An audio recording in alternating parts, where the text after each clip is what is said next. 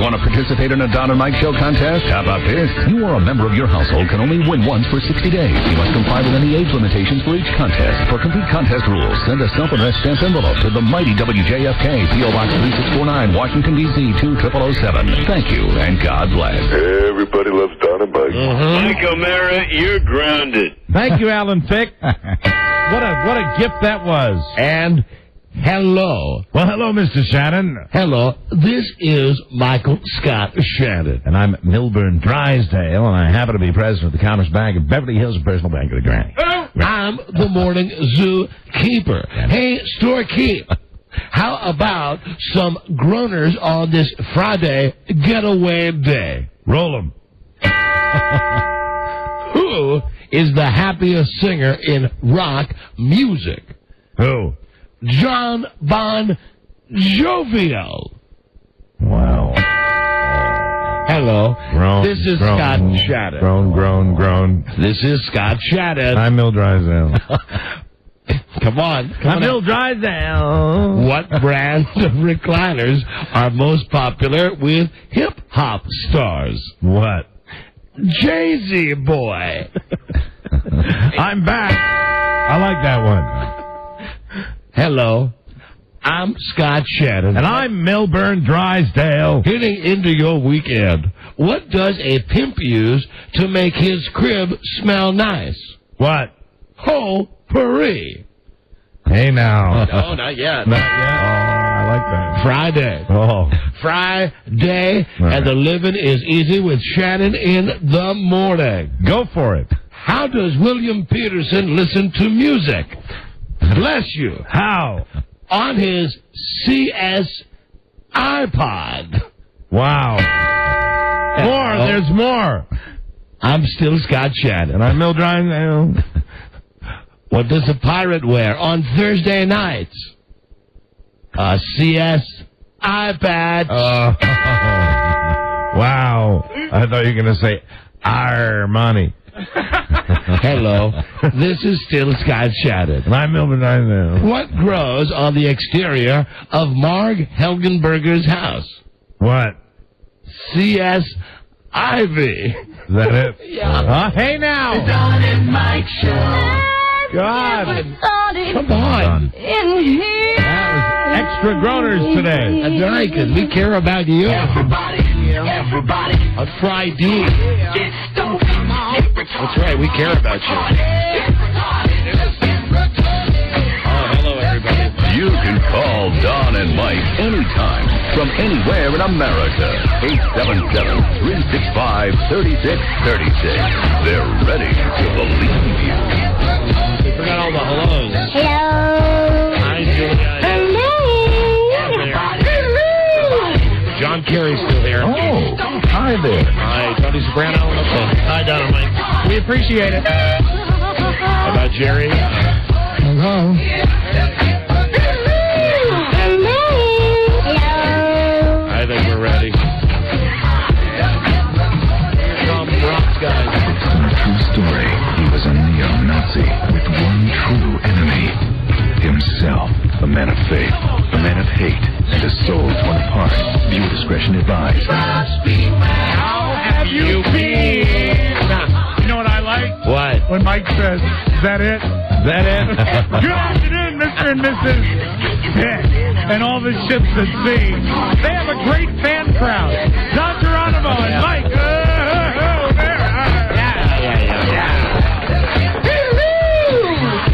Hi, everybody. Hello. Hi there. Don and Mike Show, new episode on this Friday. 110504. Hi, Don and Mike. Buzz Burbank here. No, he's not retarded. That's very retarded. Hi, everybody. Don and Mike Show, new episode Friday. It is the 5th of November, 2004. Call us from anywhere in America. Yeah, please do. 877-365-3636 from Canada. From Mexico, 800-636-1067. Okay. Come on, we got a call from Mexico on that line. One time. And D.C., 202-432-1067. Okay, here's where we're at. We could, right now at the beginning of the show. The Busy Friday show. Oh, boy. I could tell you how sad I am without power. Oh, no electricity? I could tell you how awful sick I am, and how that, compounded with the lack of power in my house this morning, nearly drove me crazy. I could tell you about Young, my DirecTV service guy. Right. Or we could talk to Charlene Tilton. Ah, the big Dallas reunion. Lucy. Yeah, that's right. And here she is right now. Hello, Charlene. Howdy. Hey. Howdy. Howdy. Well, it is nice to have you. And trust me, all of you fans about me bitching about my life, be plenty of time after we talk, too. Oh, yes. Hilton. Absolutely. What happened to your power? Did you just forget to pay a bill or something? No. Windstorm. Windstorm. Oh. But listen, enough about me. What about you and this Dallas show? Let me ask you first. Yeah, what? Are you going to eat a piece of Larry Hagman's cake? No. That's two. We have a scoop because I know that Patrick Duffy had said that he will not eat a piece of the cake, and now Charlene, you're on record saying you're not going to eat the cake either. When the time comes, and hopefully it never will come. No, I would not do that. You wouldn't do it. Not even with peanut butter. Not even with cream cheese. I would not do it. How serious is Hagman about putting himself in a wood chipper and having it turned into wheat? I mean, if you want to walk through it, it's putting himself in a wood chipper, and then he goes out into the field. They grow wheat. They make the cake out of the flour that the wheat. It's quite an elaborate process. And then his friends eat him a year later. That's what we heard. You know, with Uncle Larry, anything is possible. He's very serious. That's a confirmation. That's why we love him. Yep. So, and you know who didn't love Dallas really back in the day? And I mean, not only the Who Shot JR, just the whole. Every week there was something new. And let me see if my best memory of you on the show matches up with your best memory. What is your favorite scene involving Lucy on Dallas? My favorite storyline for Lucy was engaged to marry a young man, Kit Mainwaring, who was the son of another very wealthy oil family. Right. And JR put them together and wanted to combine the two fortunes. Right. There was one problem. Kit Mainwaring was gay. Yeah. Right. You're right. Trying not to be. Basically, he said, Lucy, trust me, if you can't straighten me out, I am not straight. Charlene, he did say that, but it was such a wonderful storyline that they did it so well, and it was gut-wrenching, and keep in mind that was 25 years ago. That was my point, and that was why you have passed the official Dallas test. That is the best moment ever for Lucy Ewing, when she's going to marry this guy, and it turns out he's a homo, and this was 25 years ago. If I remember correctly, you tried to convert him very hard, didn't you?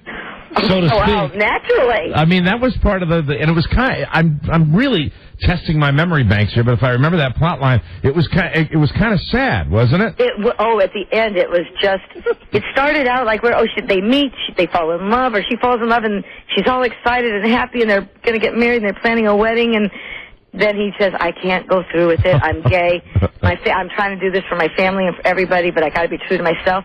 And that was an issue, like I said, 25 years ago that wasn't talked about. And Lucy had an abortion. She was raped and had an abortion. And again, that was not done 25 years ago either. It was cutting edge. Yeah. And then Lucy in the hayloft. Wow. In the very beginning. There you go. That's the number 2 all-time Lucy moment. And boy, oh boy, I still remember you up in that hayloft. Those were hot and kinky scenes, and I was so much younger. And it was like I was 17, and here was this older man, and that was very controversial at the time. Okay, now that was the guy. The actor's name was it? Steve Kennelly. Steve Kennelly. Now he was JR's half son. Well, we found out afterwards he was JR's half brother. Oh, that's right, even worse. So basically Lucy sort of slept with an uncle. Yeah. Fantastic. And of course he was older. I remember one time I was watching it very distinctly. He's driving you to school. Yeah. And really, this is what I remember. You're in a pickup truck, and he's saying to you like, no, come on, darling, I got to take you to school. And what you do is you virtually straddle him and say, I'm not going to school today. Yeah, pretty much. I think my head goes under the steering wheel. I mean, it wasn't quite. Yeah, let's give that applause. Now, were you instrumental? You played a large part in getting this reunion thing together, didn't you? I did. I was very fortunate. We had done, Patrick Duffy, Larry Hagman, Linda Gray, and myself did an episode of, I did a show on the Soap Network. And the press afterwards and the audience there was just crying, and they wouldn't stop applauding and standing. And I thought, this isn't the end of it. And I talked with my managers, and I said, there's got to be more. There's got to be more to this. And we talked about a reunion special, and I said, well, wait a minute. This is I can visualize it. We've got these home movies, Larry Hagman's home movies, and our gag reel is the funniest thing I've ever seen. And anyway, we called Henry Winkler, who I had not spoken to in a long time, but, obviously everyone knows he's a very talented actor, but him and his partner, Michael Levitt, have produced many hours of wonderful television. And so Lucy calls Fonzie. Yeah, Lucy calls Fonzie, basically. Tell him the idea. He's, telling him all about the home movies and how what makes it different and what makes it special and why it should be 2 hours and not only 1 hour. Mm-hmm. And he said at the end, he goes, well, what do you want to call it? And I said, I don't know. What do you want to call it? He goes, Dallas, a celebration. I said, great. So it's Dallas, a celebration. But it ended up, his partner, Michael Levitt, came up with the name Return to Southport. You know what? I was going to say something. You still have that great, raspy, sexy voice. The voice that was... Oh, yeah. The thing about Dallas, not to derail you here, but was that there was a really great chemistry, obviously between, JR and Sue Ellen, but everybody on the show... Maybe it was the drugs we were all taking at the time, but it sure does seem that you watch that show every week, and you guys really acted like a real family. I mean, with ridiculous friggin' situations. But I think any show that has a great villain and a great bad girl, it's going to work. It's going to fly in the Halon buzz, absolutely. But you're right. There was such. It doesn't happen on every show. The chemistry, the casting was perfect. I mean, you can't imagine anybody else playing any of those characters. And the show has recently been released the first 2 seasons were released on DVD. And I have not seen the show in forever, but watching it on DVD, I get it now, what all the excitement was about. It's good. Yeah. And my daughter is watching it for the first time. Her and her friends have Dallas Friday nights, and they're like, this is even better than the OC. This is great. Yeah, I would imagine that show more than a lot of them would hold up very, very well. Of course, and how many years, I don't know how many years have been off the air now, well over 20, but the best JR moment ever was when JR had Sue Ellen throw it in the nut house. And I think I mentioned this the other day when we were talking about it. And just the way he played, he had that smile on his face. The Uber villain. She's being dragged away. She's saying, JR, I will do anything. I will change, JR. Well, you sound just like her. Don't do this to me. And he just smiles and said, darling, these men will take care of you. He was, the whole group of you were just fantastic. Well, let me ask about him behind the scenes. You mentioned he has the home movies and stuff, and when you read so much about him, and obviously he is he probably garnered the most press because of his lifestyle, shall we say? Was he at times more difficult than fun, or was it always fun, or was it a mixture of both? Oh, he was never difficult for a second. He was never difficult. So it was a nonstop party. Not a crossword. Not one bit of ego, not a diva on the set in all 13 years. How did you guys feel that I remember right after Who Shot JR that he wasn't on the show for a while because he was like in Europe holding out for more money. Right. And more power to him.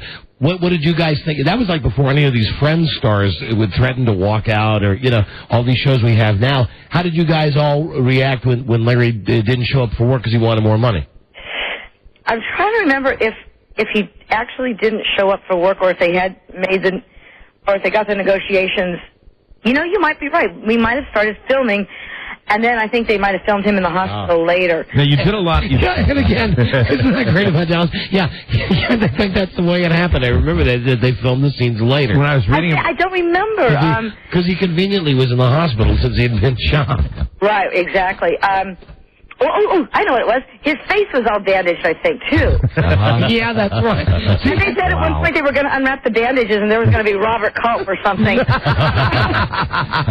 when you guys did, obviously you did most of your shooting in Los Angeles, but then you would do your location shots down in Texas. And how much time did you spend down there? And was that? I mean, I read you all stayed at some beautiful old hotel down there. And was that fun when you guys did that? Well, absolutely. We would film like 3 months out of the year down in Dallas. Okay. Which is another, of course, at South Fork, which is another reason with the special. I really kept insisting, you've got to film it at South Fork, because South Fork itself, the ranch was a character. Right. You know what I mean? So, and of course, we would always go in the heat of the summer, and when it was, 125 degrees in the shade, and right. wearing silk blouses and things like that. So, They're looking good, though.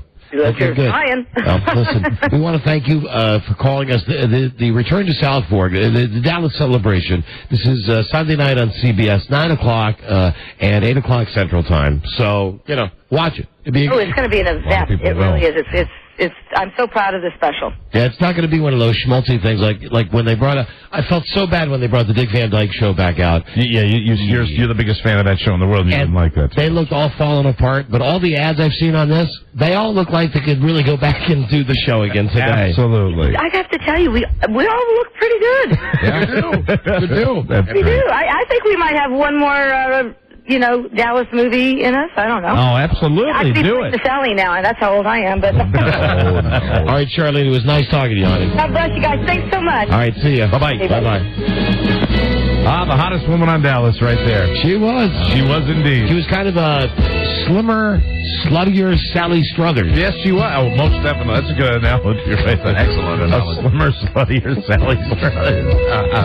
And Sally Struthers, in her day, if you ever want to get an old DVD of the original Getaway. Yeah, okay. But you got to go. That's about it. You got to go back to the dark ages for it. It's got to be pre-All in the Family. It is I think it might be the same time, right at the beginning of All in the Family. But there's a lot of good.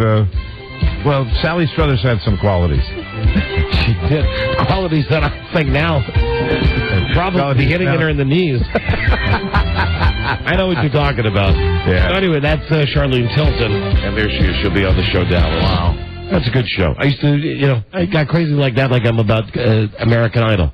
Even back everybody was watching that show. And everybody had the party with the JR thing when he was shot. And I just smile. When you smile thinking about a villain, and you don't want to talk about JR, but man, he was he was the central character to that, and because he was so perfect as a villain, because I think he had a lot of villain in him. It's amazing that he was a nice guy, but he was the kind of guy where if you walked into an office and a guy was really like that, there were guys like that. There still are. We know a lot of them in radio. There still are guys like that in radio. How they get their way. Guys like that in all walks of business. And listen, what guy hasn't had that crazy fantasy? And at the time that show originally aired, where JR put his wife in the sanitarium, you're loving that scene. I don't know why you're dwelling on that scene. I guess I had been married, I don't know, a year, so I was still happy then. Sure. We all understand. Not that I'm not joyous now. Of course. Sure. Now you're doing cartwheels. But even back then, I remember seeing that scene and just going, now, this is not the greatest thing. Yeah. Even married 1 year. Yeah. That's when you started to pursue that legislation. If the marriage is not going well, see if you can have her institutionalized. JR, please, JR. Just say that. Goodbye, darling. Bye, darling. Bye, darling. Go see the other POA that and he why had. was Sue Ellen wigged out? What was his proof? What were his grounds for institutionalizing? Well, she was an alcoholic. Right. And this was the season where God, I know too much about this show. Right. The season where they had her totally wig out, where she was throwing wine bottles at him from across the room. Yeah, and he was going upstairs and saying, I'm going to go take care of J.R. Jr., whatever the little kid's name was, the baby that we never saw. Also, she refused to eat the cake. Okay. And that's 2 cast members now that will not eat Larry Hagman cake when he leaves us. All the more for Miss Ellie. Who is not dead? No, she's not. She's ailing, but alive. Barbara Bel Geddes. Barbara Bel Geddes. God watch over her soul. What do I care about her? I saw the picture. Charlene still manages to look stunning. She's not missed any meals. No, I'll say that. Well, she was always. She always had a little meat on her bones. Yeah, that's true. That's true. Yeah, she does look good. You should pray for her, not for Miss Ellie. Pray for my soul. I am just... You're dying? I'm dying. Right. You sound good. Yeah, and I'm not coughing as much as yesterday. Good. And I'm sure I'm getting past this thing. It's just every once in a while you get a day you wake up and you feel like God is just looking down and saying, you know what?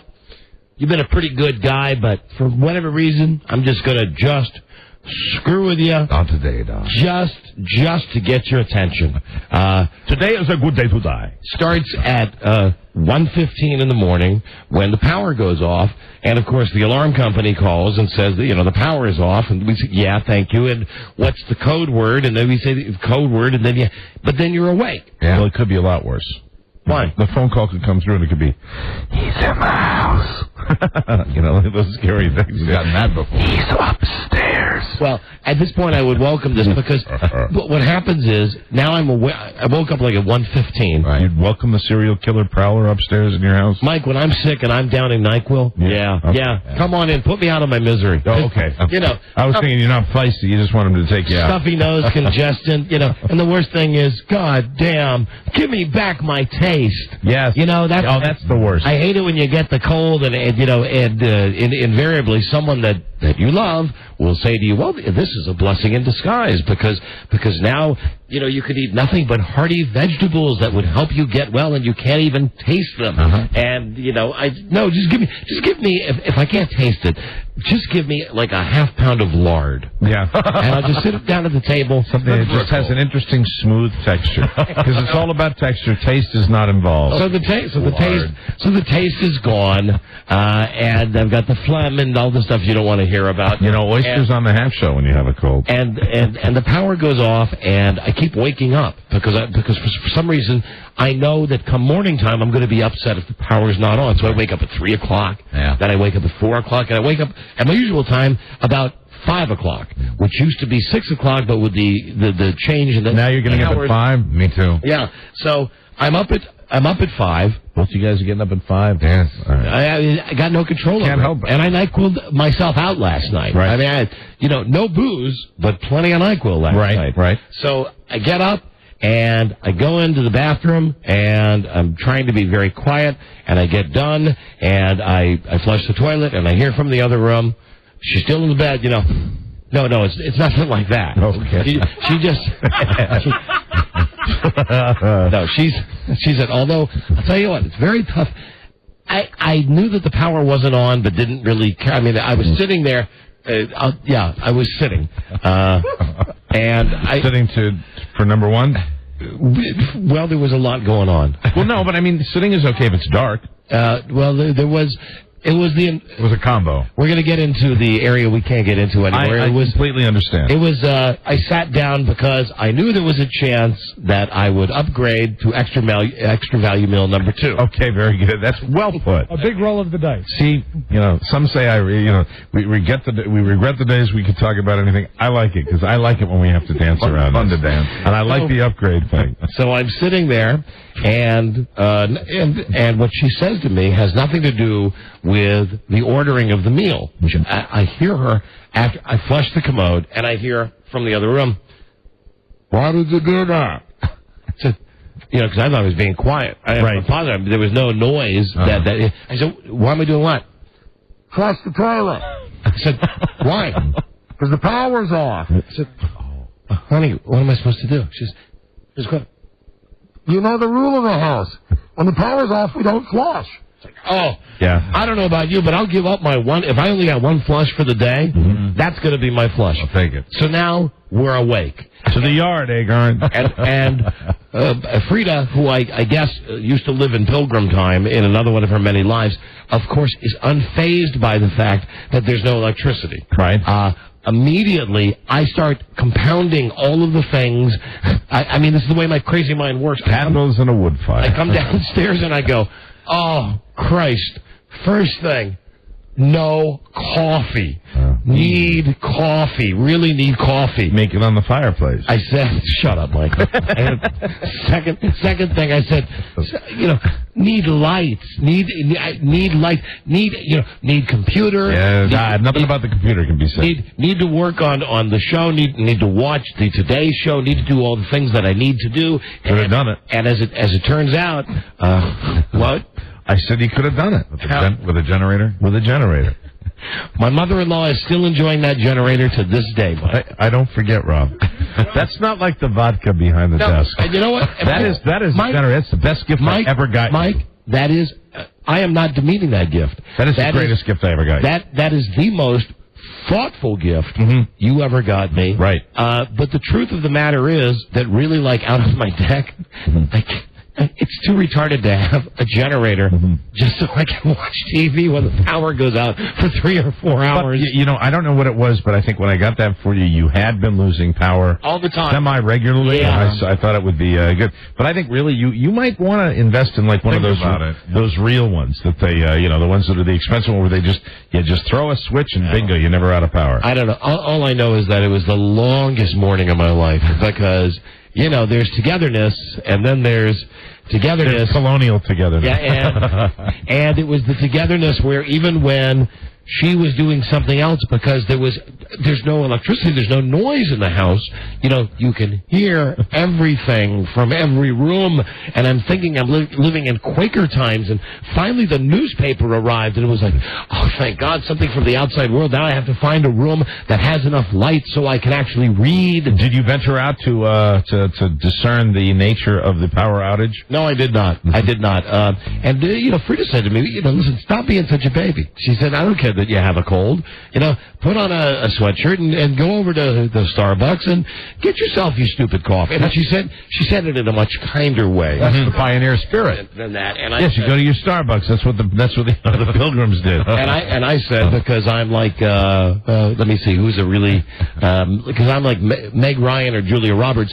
I simply cannot go out in the morning where I might see someone in the general public. Not before you put your face on. Without my makeup. I would be out there with a scarf and my big rollers on. The big sunglasses. That's Don Geronimo. Yeah, my big hairy sunglasses. Oh my God, I can't believe. Well, no wonder he always looks so good in my house coat. A simple house frock. Bunny slippers. The thing is, there's a difference between the grunge of waking up on a Saturday morning when you get up at your own speed, when you make the conscious decision, I'm not going to shower today, but I'm going to wash up enough that it's okay. Right. This was the immediacy of 6:15 in the morning, need my coffee, can't really go anywhere because, God, I'm sick. My breath is 100 times worse than it normally is. My hair is going that Albert Schweitzer 18,000 different ways at once. I got that. Now, is it Albert Schweitzer or Albert Einstein?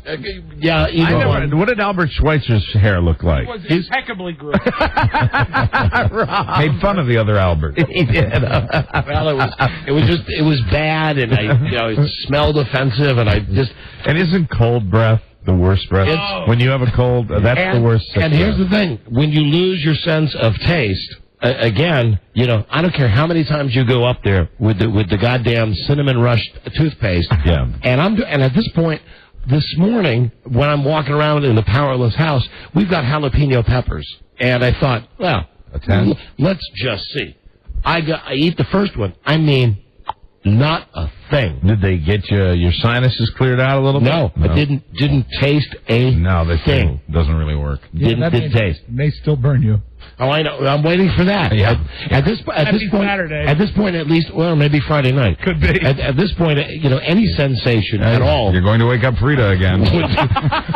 would be welcome. And then the other thing that I did, because I'm crazy like this, was I had to go find my little battery-powered TV with a 2-inch screen. Never to be without the television. So I'm you go absolutely bananas because you watch so much television and you flip around to make sure you see everything. Do you have almost like do you border on having a nervous breakdown when you don't have power? 5 channels? No, I'm even fine with one. If I can just find one, because here's the thing. It is more entertainment than just like out of the loop. Here's the thing. When there's a power outage, here's all I wanted from TV. And first off, it's idiotic the TV reports on power outages, because the only people that can see that there are 3,000 people without power are the people without power. Right. But I think beyond that, and I think I'm one of the people with a battery TV, so I want to see on TV if they're saying that there are power outages everywhere, or if it's just some jackass in my neighborhood that's run into a telephone pole. Right. That's understandable. So if you have your little, 3-inch screen, at least it's something. Yes, and I sat there. What would drive you really insane would be to call your house continuously and say, hey, turn on this channel. This morning it would have been. But, thank God, 4 hours after we awoke, miraculously, everything goes, and there's not a sweeter sound than all the, everything, the washer, the dryer, the microwave, everything's going on, everything's beeping, everything's playing at full volume. You do what I do, right? You turn everything on, hair dryers, blenders, so you know when the power comes on. Right. It's on, baby. And you get the kind of power surge that can cause a major fire. You hope. Yes. Right. So anyway, the power was on, and then things were good. I had a very nice conversation today with Young, the DirecTV guy.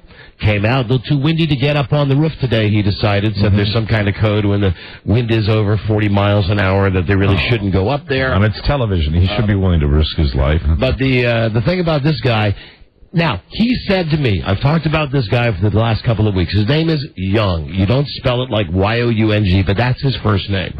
He said to me today, and I wrote it down when he said it, he would like to be on the show to be our William Hung. Okay. Now, I'm only... Does he have the same accent that William Hung has? Well, he's got the teeth. He's got the teeth? He's got the teeth, and he's not as pronounced as William Hung was. I told him, shebang. I told him, first of all, I think people are kind of sick of William Hung. I think he's a character. I enjoy talking to him. Yeah. But the last time, and it was also from the same field, the last time I had a TV guy, and I thought he was a real character, was that British guy, Chris. Right. And I had him come down here on the show, and he Is that the guy that sells sausages now? Yes. Drove him out of the business. That's right. Bangers. Yeah. We had him on I talked this guy up and said, this guy made me laugh for an hour, brought him in here, and he was a dud beyond dud. I've seen him probably more than you have, because I see him. Really, he sells sausages to restaurants. Thanks. Look around, and he came in and he said, hello, I used to know your partner. Hello.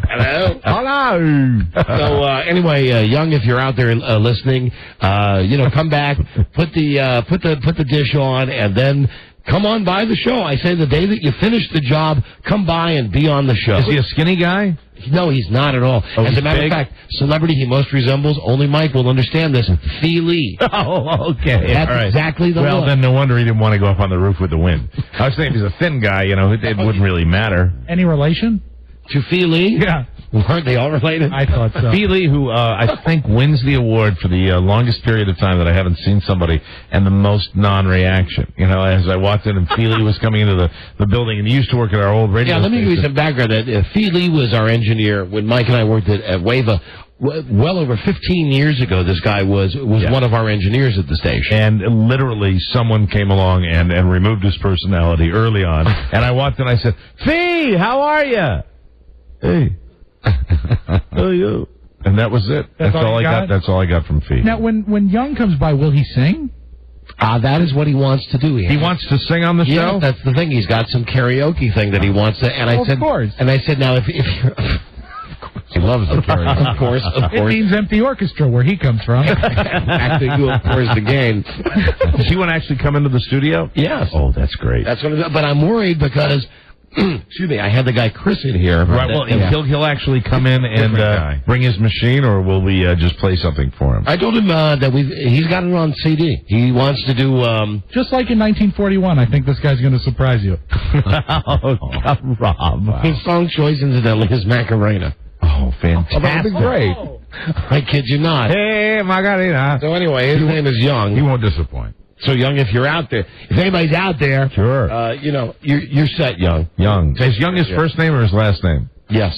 Like Madonna? Yes. No, his first name is Young, and I think I mentioned the other day, it's something like sweet and sour pork. So, I mean, It's like that can't be right. His name is like, it sounds like Young Mugu Gaipan. Yeah, all right. But there's more than Mugu Gaipan. I just don't have the word. So Young is his first name. Yes, and it doesn't start with Y. It starts with J, and then after that, it ends up with G. But there's like a whole bunch of surprising consonants. And Young, my man. Anyway, that's the story with that. So hello to him, and all is right in my world because the power is on. Yeah. And you got your TV. Got my Nothing was blown when they put the power back on. I got my magic box. Had on in time to watch Ellen DeGenitals today, and they had Kevin James on. Oh, really? The former acquaintance of the show. Kevin has not done anything to incur our wrath, has he? No, not at all. Not at all. He's always been pretty cool with us. Mm-hmm. He's on the show, and he's talking about King of Queens. Oh, wonderful. And what's her name? Ellen DeGeneres, who is really good on this show. Yeah. She says to him in a very polite way, she says, "It looks like you've put on a few pounds since the last time you were here." And Kevin James says, and this I believe is the truth, he said, "Well, I'll tell you what's going on." I said, "I did lose about 50 pounds. And then on the show, my wife on the show, Leah Remini, got pregnant. Mm-hmm. And as she has, and this is his words, not mine, anybody that saw the Ellen show, says, and as she has put on weight with the baby and is having some trouble taking weight off after the baby, she came to me and asked me if I would gain back the weight that I lost. To make her look smaller? That's not what he said. Oh, my God. He did say that Leah Remini asked him to put back on the 40 or 50 pounds, and he called them sympathy pounds. Oh, yeah, right. Yeah, any excuse. But I'm watching this today, and I'm thinking, now this poor guy. Yeah. I mean, come on. I've had the battle of the waistline. I cannot imagine. Kevin James is a little bigger than I was at my heavies, but I can't imagine. You go through that crap, you lose the 50 pounds. Right. I know because I've lost 70 pounds. I don't care what anybody said to me. If they said, you got to gain this weight back, for what? For Leah Remini? Because she ballooned? Well, it's a terrific excuse if you just happen to gain the weight back. And if you think... And remember when we were on the set of that show, I don't think there's any environment where you could gain weight more than on a television show set because the craft services people put out food always. And if you think about the premise of that show, like just about every white sitcom on TV today, it is a fat guy with a hot wife. Right. Well, what happens when the fat guy starts to get a little skinnier? Not that he's going to be any handsomer, but the wife starts to pork up. Well, you got to go back to the husband and say, listen, you got to pork up a little bit now because she's porking up a little bit. Pork up a lot to make her look less porky. Please. And the producers came to gain weight now.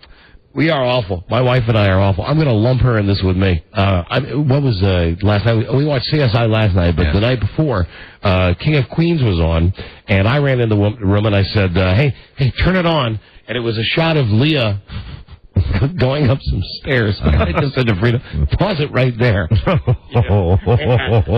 said, oh, very evil. Very evil that that I'm making you pause this just so we can, check out your baby got back on Leah. I mean, in the old days, really, wasn't it women always talked about the battle after having a kid, the battle to lose weight. And then these Hollywood celebrities would have a kid, and then 3 weeks later, they walk out at their playing weight. And I think, it probably is very difficult for some people to lose Leah weight. Probably is in the norm in that regard. Absolutely, yeah. I mean, you see people like Catherine Zeta-Jones, who, yes, she had her next baby, and look at her now, back to her same svelte figure. But Catherine Zeta-Jones, not a restaurant owner. Like Leah. She can really, separate herself from delicious eggs. Jim Belushi's got to be feeling better than ever about himself now. Sure. So do you think Leah is as bitchy now as when we knew her when she was hot?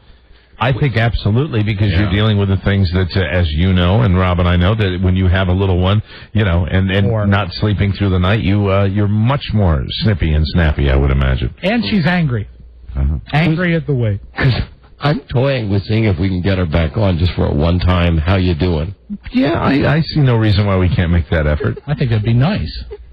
We need some fireworks. I mean, we got the Absinthe show coming up next week. Oh, we don't want to do that, do you? No, not on that day. No. Hey, Leah, how you doing? Truth I was a little fat girl. Truth Serum Day. Got a break here, but when we come back, We got simply too much today. A real show today. We mentioned Rich Eisen will be on today. Hello. It's Friday. Hi, B.A. Hey. With the Pick the Pros, Rich is brought to us by Tower Records, Tower.com. No one has a bigger selection of the music and movies that you love. Got a ton of guests on the show today. Good guests, as a matter of fact. However, I want to leave you with this before we go to the break, and we can discuss this when we come back, among other things. Mike, Beth Ann McBride says to me today, as we walk past the hall of slinky, slimy sales guy, Paul Gorgie, as we walk past the hall with his office. He's got an office now. He says something like, hello, and I said, hello, like that, and we walked in the office, and Beth Ann said, with your name in particular, she said, why does Mike hate Paul Gorgie? And I said, I don't think Mike hates Paul Gorgie. I said, Mike feels about Paul Gorgie the way that I do. He's a guy who, and before I could even finish, I wrote it down. Beth Ann said, is it because he's strikingly handsome? Beth Ann said that? About Paul Gorgie. Yeah. The guy who lives in the tanning booth. Well, thanks, B.A. That's very kind. I didn't know. Well, I was surprised when I found out who Paul Gorgie was, because the first time I ever heard of him was on the show. And he's a sales guy here. You can smell this guy through the telephone when he calls. I mean, you can smell the aqua velva through the phone. Well, Paul Gorgie is the definitive sales guy, and we pick on Paul Gorgie like we pick on Steve Johnson. I would say that, I just like Steve Johnson a lot more than Paul Gorgie. If you had to rank them? Oh, absolutely. Yeah. And Paul Gorgie and I have actually bumped into each other and chatted, and I haven't run away from him. So, I've never had that happen with Steve Johnson. If I saw Steve Johnson, I'd probably make some sort of, hey, fancy seeing you here. Gotta run. But my point, excuse me. Well, Beth Ann, you don't think that I'm strikingly handsome? Oh, yeah, but I never understood. No. Then why the comment, because he's strikingly handsome? Is that why Don and I don't like him? Because we're threatened by his goodness. Because Don and I do not consider ourselves strikingly handsome. No. I'm not even going there. I just think, I don't care about what she thinks about us. Right. I think it's important to note that Beth Ann thinks that he's strikingly handsome. Paul Gorgie is strikingly handsome. I believe he's single. No, he's not. I've met Mrs. Gorgie. Oh, you've met Mrs. Gorgie? Yeah. And when did you meet Mrs. Gorgie? When I was here one Sunday morning working, and I'd forgotten something in my car, and I came down, and they were just getting out of his car. Do you think that really is Mrs. Gorgie, or was it just a last-minute cover for someone who was coming down? And escort? Were you really working, Beth Ann, or perhaps were you just waiting to see if Paul Gorgie would come in on Sunday? I had never seen him in on a Sunday before, so I was in your house coat, wearing the same outfit I had on this morning. Beth Ann with her curlers and her house coat and here on a Sunday morning. And also an update. Oh, we got a break. On Jonathan, the other guy that works here who Beth Ann has a thing for. Jonathan, the nerdy guy, we've had him on the show. Right. Now, what's the deal? He has a pencil that says Mensa on it. And because he has a pencil, this what means that he is a Mensa? No. He actually took the test to become a member of Mensa, and whatever you need to do, he scored highest enough that they gave him a pencil. Now that he's now a member of Mensa. If he was really smart, he'd use a pen. So I thought from what you guys were telling me was that it's just that he had a pencil that said Mensa on it. Well, when he took the test, it was a couple weeks ago, and he said, I won't know, and he didn't want me to tell anybody. And then a couple days ago, he said, look. And I looked at the pencil. Oh, Mensa. He said I got in. That's great. That means he's as smart as Gina Davis. How can a guy... if a guy's really a Mensa... Right. What's he doing here? Another good point. That is a hell of a point. Well, you can be book smart and not have common sense smart. Yeah. True. That's what I chalk it up to. Do you consider Jonathan to be strikingly handsome? No.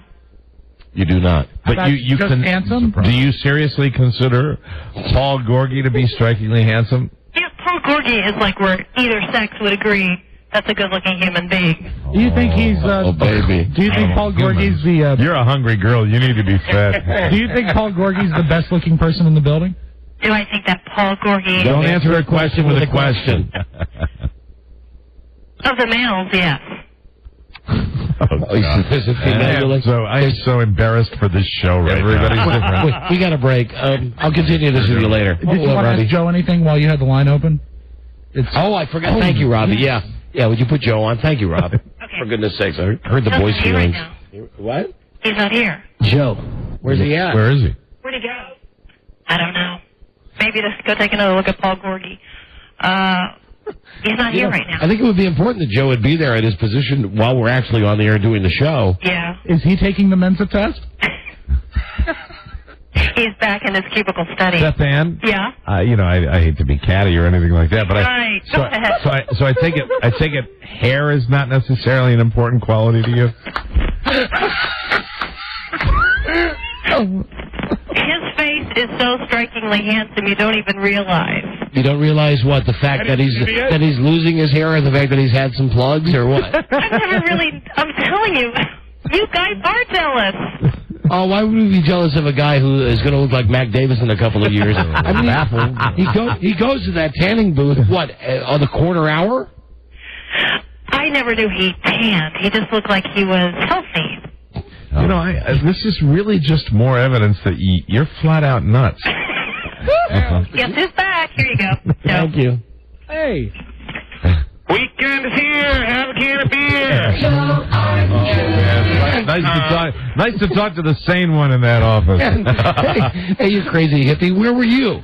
I went to go get your next soda and your Slim Fast. Thank you, what a guy. Thank you, Joe. Don and Mike, and we're going to break. This is the Don and Mike Show. Oh, I know that guy from Meet the Press. I think. Let me go. Excuse me. Excuse me, sir. Excuse me. Oh. Huh. Yeah, wait a minute. Excuse me, sir. Are you Tim? Excuse me. Are you Tim from Meet the Press? Oh, yes, sir. Yeah. Hi, nice to see you. I'm Ronnie. I seen Meet the Press a couple of times. You ever see Face the Nation? Bob Schieffer's right here. Oh, Bob Schieffer from CBS. Much better. Hi, Bob. Nice to see you. Nice to see you. Greg. I seen you on CBS. Let me go on air in 1 minute. Oh. The Don and Mike Show. You can call Don and Mike anytime from anywhere in America.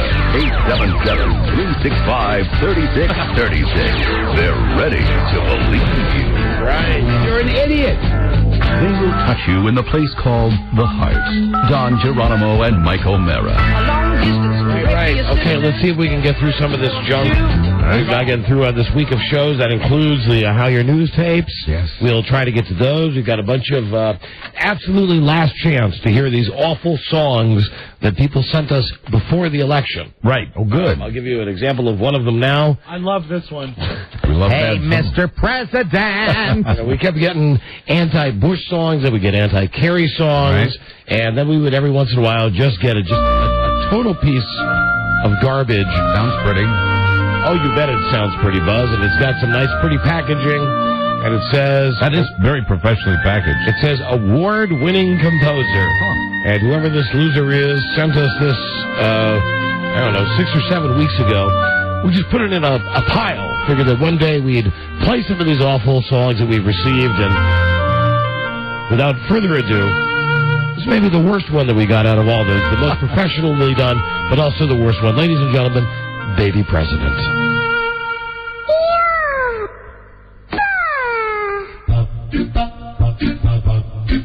I'm telling you, we got a lot of crap during the last 3 months. It's the most professional one we got, and the worst one we got. Just wanted to play it once before we threw it away today. Baby President. Jesus. No. Wait, it gets better. Yeah, guy had a whole website. I guess he still does. What the hell is it?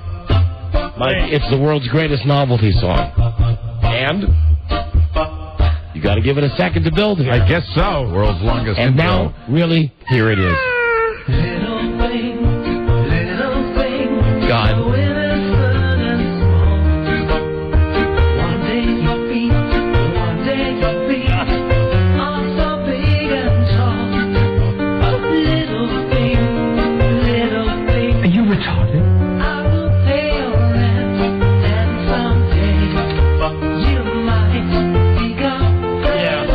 You're an idiot. All right. Shut up. I was wondering what the hook was. All right. right, you got it? That's there it. You go. Still one. What else do we Look have? at this one. This is the other side. There's a flip side. Oh. There it is.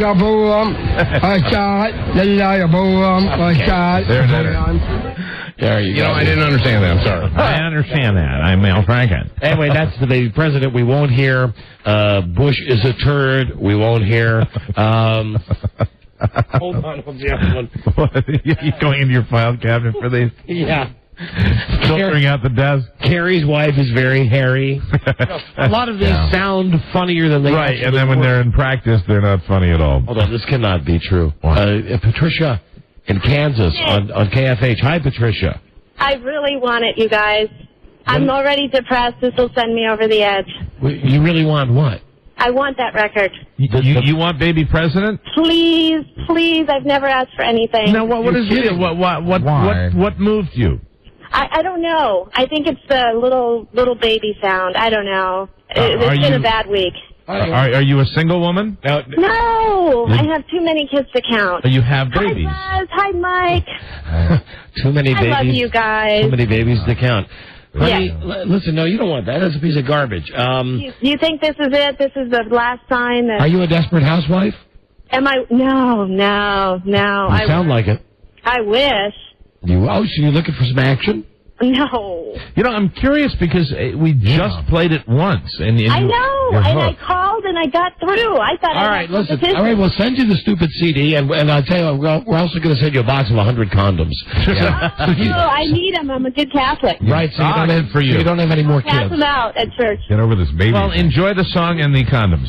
Thank you so much, you guys. Have a great weekend. You should know, though, that really, Patricia, I swear to God, it is coming right out of our garbage can. Yes, I know it is. I don't want you to throw it away. I'll call you while I play it. It's going right out to you. Okay, good. Call us back. We'll get that right out to the vans. Hold on, Patricia. Feel better. Hold on. That's a crazy lady. Very, very crazy. I was going to give her like a Lord of the Rings. What do we have? Lord of the Rings box set today? She doesn't want that. That's what we're giving away now. She wants baby president. Baby president.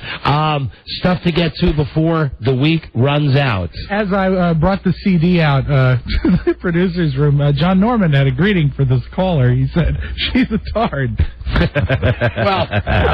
Well, that's right. You never know what people are going to like, Rob. Tell him I love him as Captain Obvious for Halloween. Thanks, John. Michael Jackson. Boo. Hi. He's in the news. I love this. This just happened just today. What did he do? Now, I want to tell you first, it's a repressed memory story. Okay. From Michael Jackson? No. From one of his victims? Hold on a second. From a boy. A boy. A boy. That's right. A boy. Hold on, Larry. Oh, that's right. Michael Jackson tonight. That's right. A boy. I'm lying in bed. I would rather do Saddam Hussein. A boy. You were not born. You were made in a toy factory. Larry. Exactly. It's Michael Jackson, and okay, he's been hit with a civil lawsuit. A guy in New Orleans says Michael molested him in 1984. Now, if you believe this guy's story, and why wouldn't you? And maybe you don't want to. Right. He's 38 now. This is 20 years ago. He was 18. He says that Michael Jackson's henchmen forced him at gunpoint to have sex with Michael Jackson. He didn't come forward, pun intended, because he repressed the memory of what Michael did to him just until he's seen him on TV recently. You know, that the age difference is not all that significant. Normally you would say maybe this is just a guy, again, no pun intended, looking to pile on. I would think that on face value, yeah. But, I don't know. You never know. I don't. Does anybody really know with Michael Jackson? And that's the thing. Although it's not been in Michael Jackson's, I think we all know the way that Michael Jackson sleeps with kids, boys, is to bring them to Neverland Ranch. I've never heard of him getting his cronies to pull out guns. Well, the age to Michael Jackson in his mid-40s, this would be a... almost not really a contemporary, but it wouldn't be that. But Michael was 25 at the time. 25, and the guy was what, 18? 18. Maybe he was. Maybe he looked 16. Maybe he had a fake ID that said he was 12.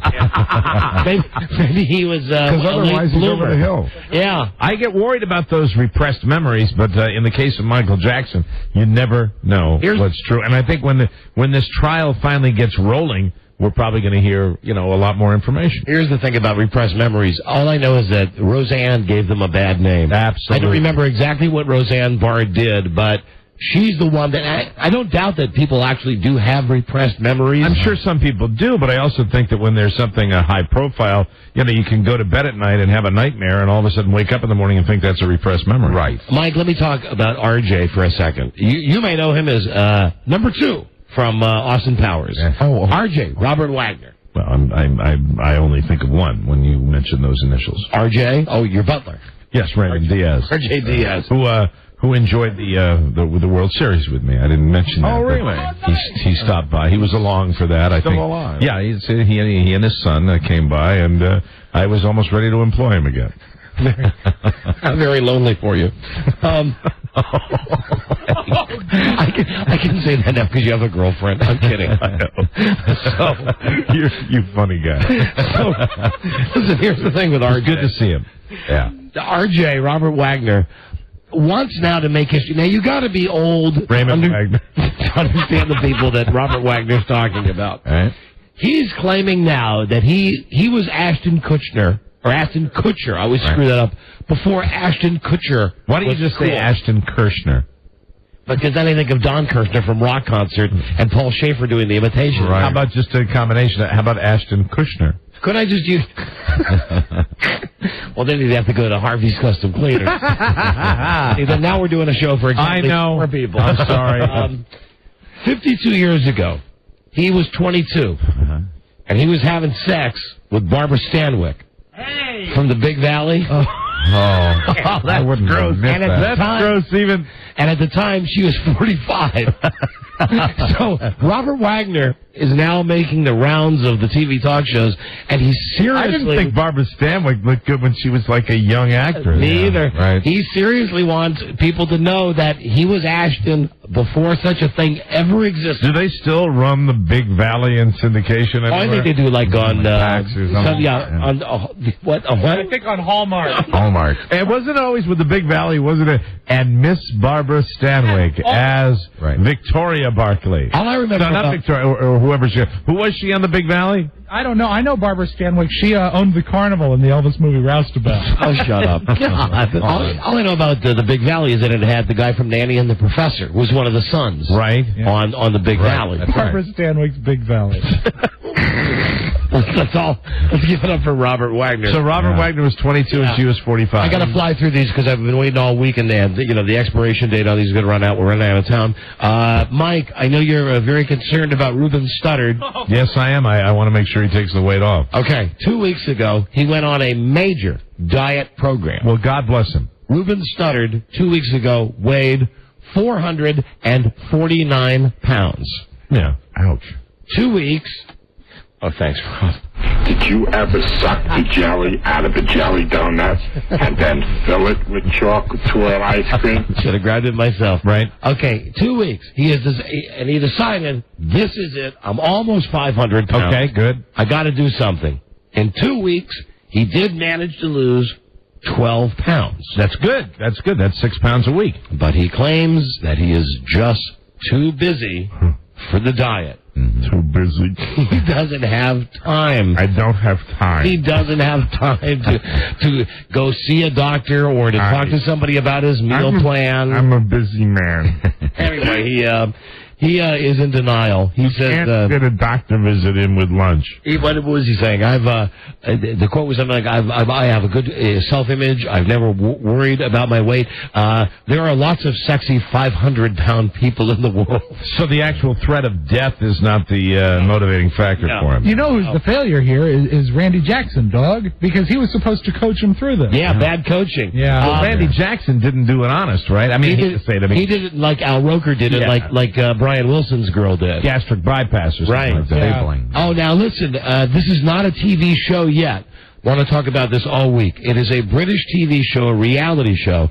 We talked yesterday about how, reality shows are really going to, give it another year or two and probably be at the end. I said that yesterday on the show, and then I just got probably more into Survivor last night than I've ever gotten into it, because it was a good one. It's a battle of the sexes, man, and they really they're succeeding, and there's this totally evil, like sorceress who's eliminating all the guys. Don't tell me I watched it last night. It's so. I mean, I have never gotten emotionally involved with Survivor until last night when they voted off the guy and when the ladies were the alliance, because I thought that, you know, part of the attraction of that show was it was a little balanced. And the one guy, it really appears that they're going to try to eliminate women. All the women are going to eliminate the guys. And the guy with the Gilligan hat is the dumbest. You know the guy that I'm talking about? Yeah.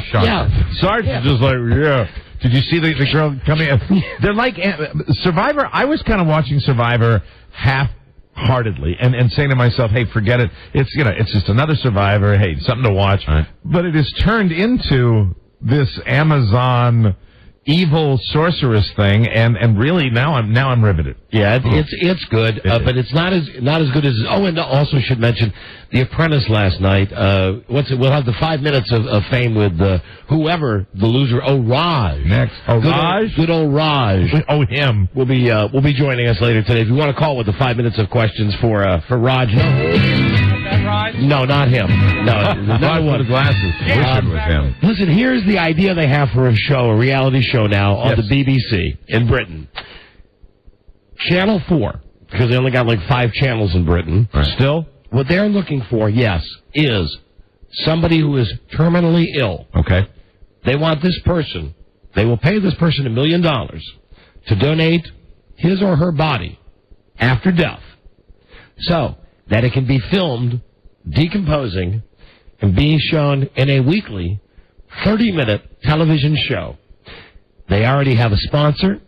They believe it will be the highest-rated reality show in the history of British television. The only problem is they can't find anybody who's terminally ill who is willing to say, after I die, you can leave the cameras on me and tape it and then turn it into a reality show in which all you would do is watch the person decompose with narration, explaining the process as it happens. Mm-hmm. And it's supposed to be a 16-week show. You would watch the body decompose. You got me with that one. That's pretty. I'm thinking to myself, every week 30 minutes. 30 minutes. Now, will there be enough? Here's the thing. Will there be enough decomposition? Will the body change enough to make it interesting? Yes, and they will also, as the process, what they're looking for is not only the terminally ill person, but the family that will play along, the family that will get the $1 million. What they're going to have to do as the weeks go on is, here's how they're covering their ass on this. Partly it's going to be a tribute to this person's life. Right. So every week, the family will come on for the BS, oh, Johnny was a great guy, Johnny was a great guy. Then it'll be, now it's time, after 4 weeks, let's see what's happening with Johnny's body. And that's when you have the doctor come in with the pointer and the laser thing, and, as his ears start to fall off and the other stuff happens. Look for it to come across the pond. And the goal is to get somebody to sign up to do this, and then at the burial, that is which incidentally is on TV. Right. He's already dead. He or she's already dead. How long are they going to go with it? It'll be a 16-week series that they think that they can shoot to get the body to decompose in roughly 8 to 9 weeks. That's amazing. And then then when they finally do have the funeral, and that's on TV for the decomposed body, that's when they will pull out from the crowd at the funeral, hopefully their master plan is, and say, and now, please meet our next terminally ill person who will be doing this next. Does Britain have the fascination with death that this country does? Because this country will absolutely lap that up. In this country, every night we can watch Larry King decompose. We're moving towards the Roman Empire. We really are. We really, truly are. We are going to. Oh my God! We're running out of time. Running Man. Let me tell you one more thing. I'm queer for George Clooney. I love Ocean's 11. They're making Ocean's 12. Ocean's 12 looks great. Mike, this is gonna remind you of the stunt that somebody pulled on you back at Wava when they put a love toy in the grill of your car. Yes, and I had people waving at me, and I thought I was very special when, in fact, this thing was just sticking out of the front of my car. So, here's how this started. This is a Hollywood story, but I think it's funny.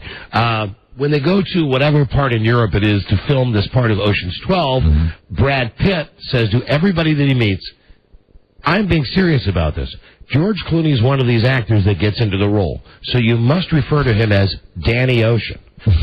if he says, knock it off, stop it, all he's doing is challenging you to play act with him. It's how he hones his craft. Danny Ocean. So, what happens is, after about 5 days, George Clooney on the set apparently is going out of his mind. Everybody's, so he finds out it was Brad Pitt. Here's how he got back to Brad Pitt. Oh, good. They go back to Los Angeles. They're at the airport. They've got their cars there. The plane pulls into the hangar. George Clooney goes over to Brad Pitt's car and puts a bumper sticker on the back of it that says, and I will read it as it is written. The man driving this car. I love those guys. It's a little bit of the Rat Pack. It really is. Yeah. Brad Pitt drove the car for 3 weeks. and the best part is when he never looked at it. Hold on. When he described it, he said when people would honk, he thought, hey, I'm Brad Pitt. That's great. That is awesome. I do hope, whether it's Oprah or one of those shows that they have one of the group cast talk shows where they bring the whole cast out there, I'd like to see that. Anyway, that's all. That's good. Don't have time to tell you about Kirstie Alley. Zeta Jones in Ocean's 12, right? She's going to be in that? Yeah. Yeah, all right. Anyway, Kirstie Alley, you heard this about that... She's with Ruben Studdard? No, she gave she has a possum. Sure. Living in her. She's from Wichita, As a guest. What? She has a possum. She has a pet. She has a pet. Just living in her. Well, because I was thinking of, like it would crawl out of her or something. Anyway, she's got a possum. And big rat. The possum is not feeling well, so she goes to her publicist and says to her publicist, aren't you having a baby? And the publicist says, yeah. And Kirstie Alley says, how about working the pump for me and give me some milk? Oh, I'm sorry. That is disgusting. Anyway, that happens. Yeah, that happens. That's worse than watching a body decompose. Anyway, there was another... Hold on, who's on the phone? God, everything's out of control now. Hotline, hello? Sure, Bear. Sorry to interrupt, but we totally missed what was on the bumper sticker. Oh, they deleted that out, baby? Yeah. Oh, come on. You're kidding me. No, I want to know. God, you can't say that? Good she called. Please, thank you. I'm glad you called me. Well, the bumper sticker said... this man has a small... The man who's driving this car has a small you-know-what. And we use the clinical word for it. We use the medical term. Jesus Christ, let's not go over with the dumping here. It's not repeated or said for shock value. No, it wasn't. God. I mean, don't get me going on that. I'm trying to stay away from that. I know. But baby, thank you. Okay, good. Thank you. I'm glad to know now. Thanks. Okay. Thank you. All right, bye. Yeah, I know it's dumb. Well, what now, Joe? Are you going to have the explanation on the ruling on this? No. Okay, good. I've just found Joe. I've seen it all on the internet at this point. Okay, he's handing. This just in something. Oh, seemerod.com. It's a coffin cam. This ties into the British show, Joe. Yeah. seemerot.com. I am convinced that everything is on the internet, and I am teetering near the very edge of it. You mean you like you're going almost too far? Yeah. The internet, the kind of internet where one day you'll hit that one website that'll turn you catatonic. I would also you should know about this thing with Kirstie Alley. The thing is, she first said to her publicist, aren't you going to have a baby? And the publicist said, yeah. Mm-hmm. And Kirstie Alley first said, this happened like a week ago. I can't believe we didn't bring this up. She said, would you breastfeed the baby? And she expected the woman to bring the baby to her breast. The woman saw that this possum had teeth. I mean, sharp teeth. Wait. Kirstie Alley asked the woman to breastfeed her possum? I'm not making this up. Yeah, no, it's true. I'm not making this up. I've just been waiting all week to talk about it, and then we're running out of time now. Jesus. It's one of the many things I wanted, but now I'm fascinated with seemerot.com. Amazing. And why they're deleting out a perfectly great bumper sticker. It was a wonderful bumper sticker. Great bumper sticker, as a matter of fact. The FCC doesn't have jurisdiction over bumper stickers. How can we order some of those for Bobby Bacla and Todd Hughes? We got a break. We'll be right back, everybody. This is the Don and Mike Show. So, another Friday is upon us.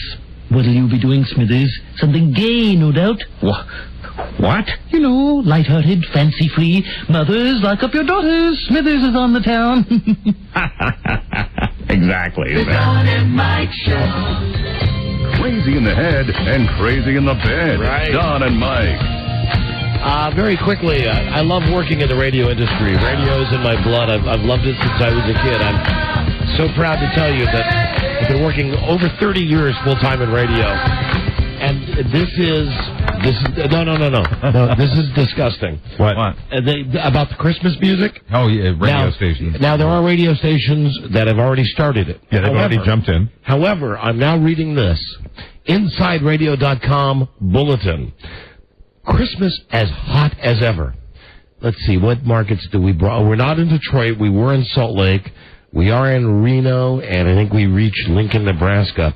Congratulations to those cities, Detroit, Salt Lake, Reno, and Lincoln. Yeah. In those cities already, there are 3 separate radio stations in each city playing all Christmas music. Anybody in D.C. doing it yet?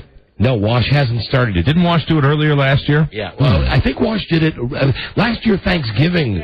Was it Thanksgiving earlier last year or later last year?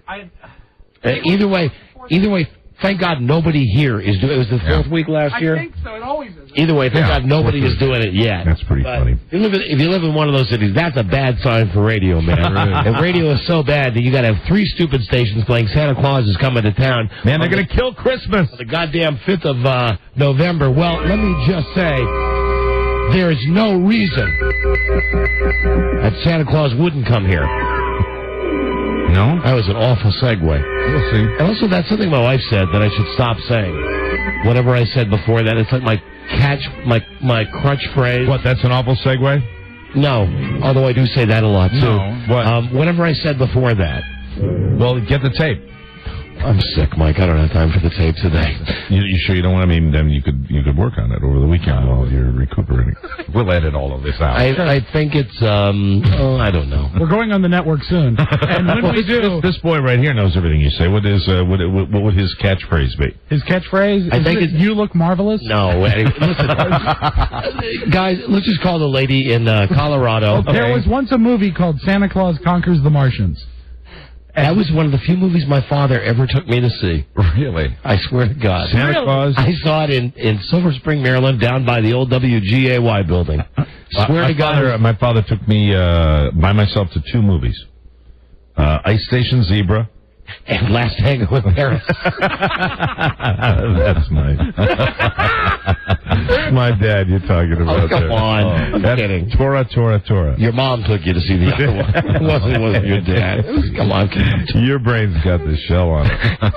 Yes, it does. Today, you're correct. Got a big snot shell on it today. I don't remember what it is. I say too much, but I'm sure my wife will tell me when I get home. Well, yes. I'm not aware of any of your crutch phrases. I'm going to tell you that right now. All right, call in, Frida, with my crutch That's my phrase. crutch phrase. Call in with my crutch phrase. I think I said it. Here's the setup. There's a lady in... Hey, lady! A lady in Hooper, Colorado. Hoopy. And she has a 10-foot lookout platform that she has built in her backyard. What is it, a stepladder? So this crazy broad can look for UFOs. She built this massive 10-foot platform. Massive. My God, it reaches halfway to space. In the year 2000, and she says now that she's seen UFOs 31 different times, and, she's Americana. Judy Messoline. She's what this show is all about. That's right. Judy Messoline. Says Hooper, Colorado is a hotbed of UFO activity. Now with the tower and everything. We'll give her a couple of minutes here. 378. There you go. A 10-foot tall watchtower. Yeah. That's quite an erection. It's amazing. I mean, it took her a long time to erect that. Sure. I'm just testing the dumb people today. Good afternoon, UFO Watchtower. Yeah, hey, hi, Judy. It's Don and Mike. Hi, Don and Mike. Who's Don and Mike? Judy, it's the Don and Mike radio show. How are you? I'm fine. How are you? Rob, who's that? Was that? Hold on just a second, Judy. Was that Frida on the phone? That was indeed the luckiest woman in the world. And your catchphrase, she says it even predates Frida, is "that being said." Yeah, that's what I've said now, that every time I say it, she says, stop saying that. Well, that being said, let's talk to Judy. And she said I say it on the show all the time as well. That being said. That as it may. Yeah, I agree. Loco in the, crazy in the kabootza. I kid you not. Having said that. We're talking to Judy Messoline. Hi, Judy. Hello. Judy, you built a 10-foot platform. Is it in your front yard or your backyard? No, it's to the north of the house. To the north of the house. Why to the north? Is that the best place for viewing UFOs? No, that's the place that was all cleared off and didn't have anything on it. Ah.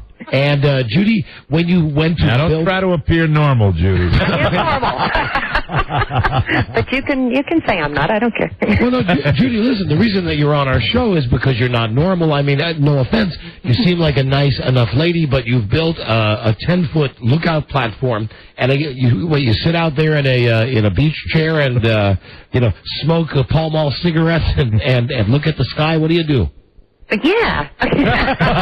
You nailed it. That's it. Thanks for talking to us. Judy, it says that there have been 31 sightings of extraterrestrial spacecraft from the tower since it was built. So have you personally witnessed all 31 of these sightings? No, I've witnessed 20 of them. 20 of them now. Now, 20 of them. How do you know what a UFO is? We don't know if there's little green men on them or not. All I can tell you is they're totally bizarre. And I've started questioning Air Force guys that come in and saying, I've asked them, can our planes go really fast and just stop? And can our planes go really fast and just reverse?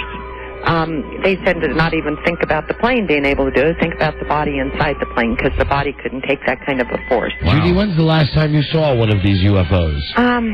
Middle of August. The middle of August? Yeah. And describe the classic one that you would see. Exactly what do you see, and tell us what it looks like. The ones that we see the most, they're lights that are moving across the sky, and then they'll just stop. And then they go up and down and crossways and in circles, and they change all kinds of colors, and they're bizarre. Have you ever been hospitalized? No, but I wish I could. I get a rest then. Are you a social drinker? No. You don't drink? I don't drink. I don't do pot. I don't do any of that stuff. Oh, dear. Have you thought about this? I'm a 59-year-old grandma. You're a 59-year-old grandma. Yeah. And you, well, see, I believe, do you believe in UFOs, Don? I do believe in UFOs. Oh, you were working for one. I do believe. Of course we're all working. But, Judy, when you're up there on your 10-foot lookout platform, it seems to me, I'm no judge of height, you could get up on the roof of a house and be more up in the air than 10 feet. I mean, if you're really going to build a platform, baby, right? Build a platform to the stars. I mean, have you thought about going higher? Like 15, 20 feet up in the air? Well, number one, see, I'm afraid of heights.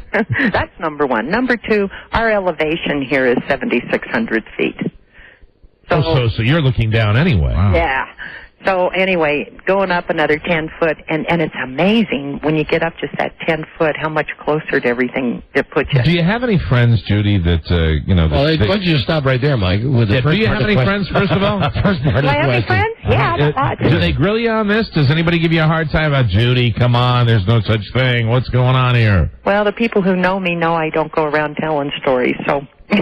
So you believe that these are real UFOs? They're totally different from what I know that we are capable of doing military-wise and with our aircraft. Judy, please be sharing with me your favorite recipe. Share what? Your favorite recipe. Oh, Texas cake. What is Texas cake? How would you make that, ma'am? Do you want to know? Yeah. Yes, please. Okay, 2 cups of flour, put 2 cups of sugar, put in a saucepan a cup of water, a cup of butter, a 1/4 cup of cocoa. Boil that, pour it over the flour and sugar, and in another bowl, do you really want to know? Yeah. Yes, please. Absolutely. Please. More about this than the dumb UFO thing, yeah. It's normal. Yeah, right. Right. Okay. So anyway, Texas cake. You had me at Texas cake. Oh, you want to know what else to do? Yes. Okay, in another bowl, you're going to put a 1/2 cup of milk with about 2 tablespoons of vinegar. Right. Vinegar. A teaspoon of baking soda, and a 1/4 of a teaspoon of cinnamon, teaspoon of vanilla, and 2 eggs. I hear the cake is out of this world. And it is. Sounds delicious. The scariest thing about this interview is that she knows all those measurements off the top of her head. Well, Judy, listen, we always just like calling people who we see in the newspaper who have, got 10-foot lookout platforms in their backyard looking for UFOs. Is there any particular time of year where you see more of these? Well, we see more naturally in the summer because we're out more. Okay. Naturally. And our winters here are brutal, like 25, 30 below zero. Wow. But you've seen them in the winter, too, right? Yeah. Yeah, we get Did you build all year long? And did you build the tower because you were seeing them anyway, or did you start seeing them after you built the tower? That's a good question, Buzz. that was good.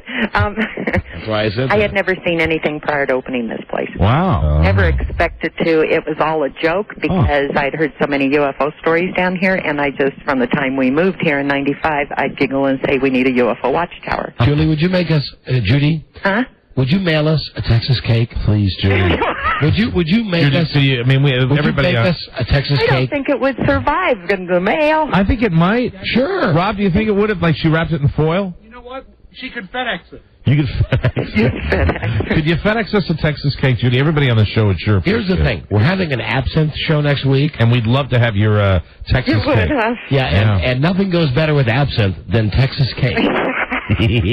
So just give it some thought, Judy. Okay. It's a good cake. Okay. Well, hold on. I want a piece of Hold that on. cake. We'll pay for the FedEx charges if you would be nice. If you would be nice enough to mail us a Texas cake. We will. If you ship it, we'll pay for all the shipping if you send us the cake. Oh, you guys are funny. Yeah, she's not going to make us the cake. I'm going to get a pen and paper. All right. And I'm going to write down your address. Very good. God bless you. And you know what? What? You'll be bugging me forever to send another. Really? Oh, that's why the hesitation. Okay. Okay, what's the address? We're going to put you on hold. Hold on, Judy. Hold on just a second. Thank you. Nice talking to you.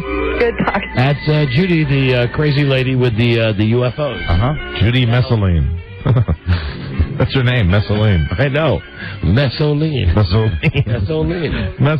She's a crazy lady. Messeline. She doesn't sound crazy at all. No. She doesn't sound like some of the UFO wingnuts we've interviewed over the years. But it's just great. She said, I never thought we'd see him, so we built the tower. She built it as a joke, and then she started seeing them. Yeah. So next week we'll get bombed and we'll have Texas cake. That'll be, and then of course, what follows that? Well, we can't say that now today. I don't even want to say throw up on the show today. Hey, sorry, sorry, hey. No, don't hurt me. Quarter teaspoon of baking soda. Got a break. We'll be right back. This is the Don and Mike Show. Gee whiz, gang. Looks like the killer gutted the victim, strangled him with his own intestines, and then dumped the body in the river.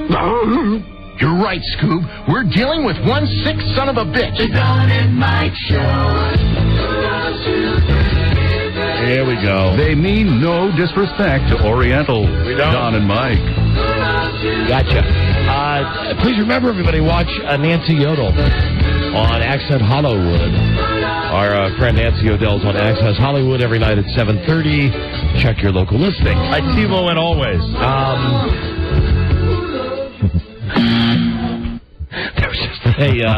There was a delayed lie detector. Truth Squad. No, I TiVo'd it this morning.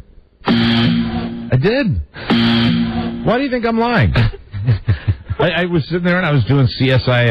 I got all the TVs hooked up and the TiVo. CSI, okay. And so I did the CSI on the high def, right? And then I did CSI Miami, and then I did Survivor. And I was sitting there, was there one other thing? And I said, well, I've never seen, like, recently since we've had Nancy O'Donnell on the show. You go. Okay, all right. I've never really seen Access Hollywood. So there's the truth. I TiVo'd it. There you go. Okay. Well, she's a good-looking woman. I think you'll enjoy her part on the show. That's why I TiVo'd it. I just want to look at her. If you watched The Apprentice last night, they had the guy on Raj. Now, listen, I don't watch The Apprentice. It's honest. But I know that 20 million people you can hit the bell now? Are we going to be doing the rest of the show that way? Oh. You don't watch The Apprentice? That was honest. Right. I do. Still works. However, even though we don't watch it, we know that 20 million of you do every week. Everybody digs. Lots of people dig this show. The guy Raj got kicked off last night. Now, I don't know what to ask this guy, so you guys have to please now call 877-365-3636 for what has turned out into the weekly feature, 5 Minutes of Fame with the loser from The Apprentice. Last week, whoever went off The Apprentice, I forgot the name, but that person was very, very entertaining. And this guy, Raj, now Beth Ann does her best. How's that for research? Beth Ann does her best to bring me up to speed on this, since she watches this show all the time. a great CSI last night. I'm glad they brought back the blue paint killer. Chilling. A really, really chilling CSI. And really good one. That was a wonderful, wonderful I could be on rotyourcorpse.com or whatever that went to. You know, listen, anytime a show starts with maggots. That's right. 9 o'clock on a Thursday night, you got maggots in like a 100 square foot area. You know, as far as I'm concerned, killers, that guy last night, that's a killer. Chris Elliott, not a good killer. No, I agree. Chris Elliott, I still think not a good killer. He still is the guy that came up from under the stairs on Letterman. He is still these pipes are clean. Too jovial to cabin boy to be a murderer, and yet spooky. All at the same time. Don't you think Chris Elliott?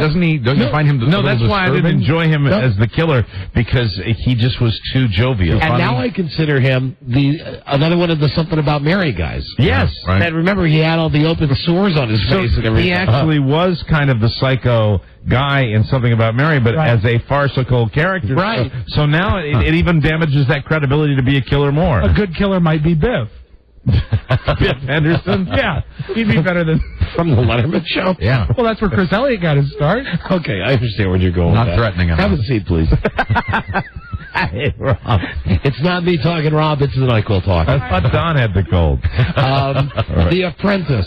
So, here is the deal with The Apprentice. Well, I got this way. If I got it, that means he's got it. Yeah. And if he's got it, that means the rest of you are going to get it very short. I know. I'm washing my hands always. I've noticed, but I don't think it's going to help. No. The Apprentice, last night. So, Raj...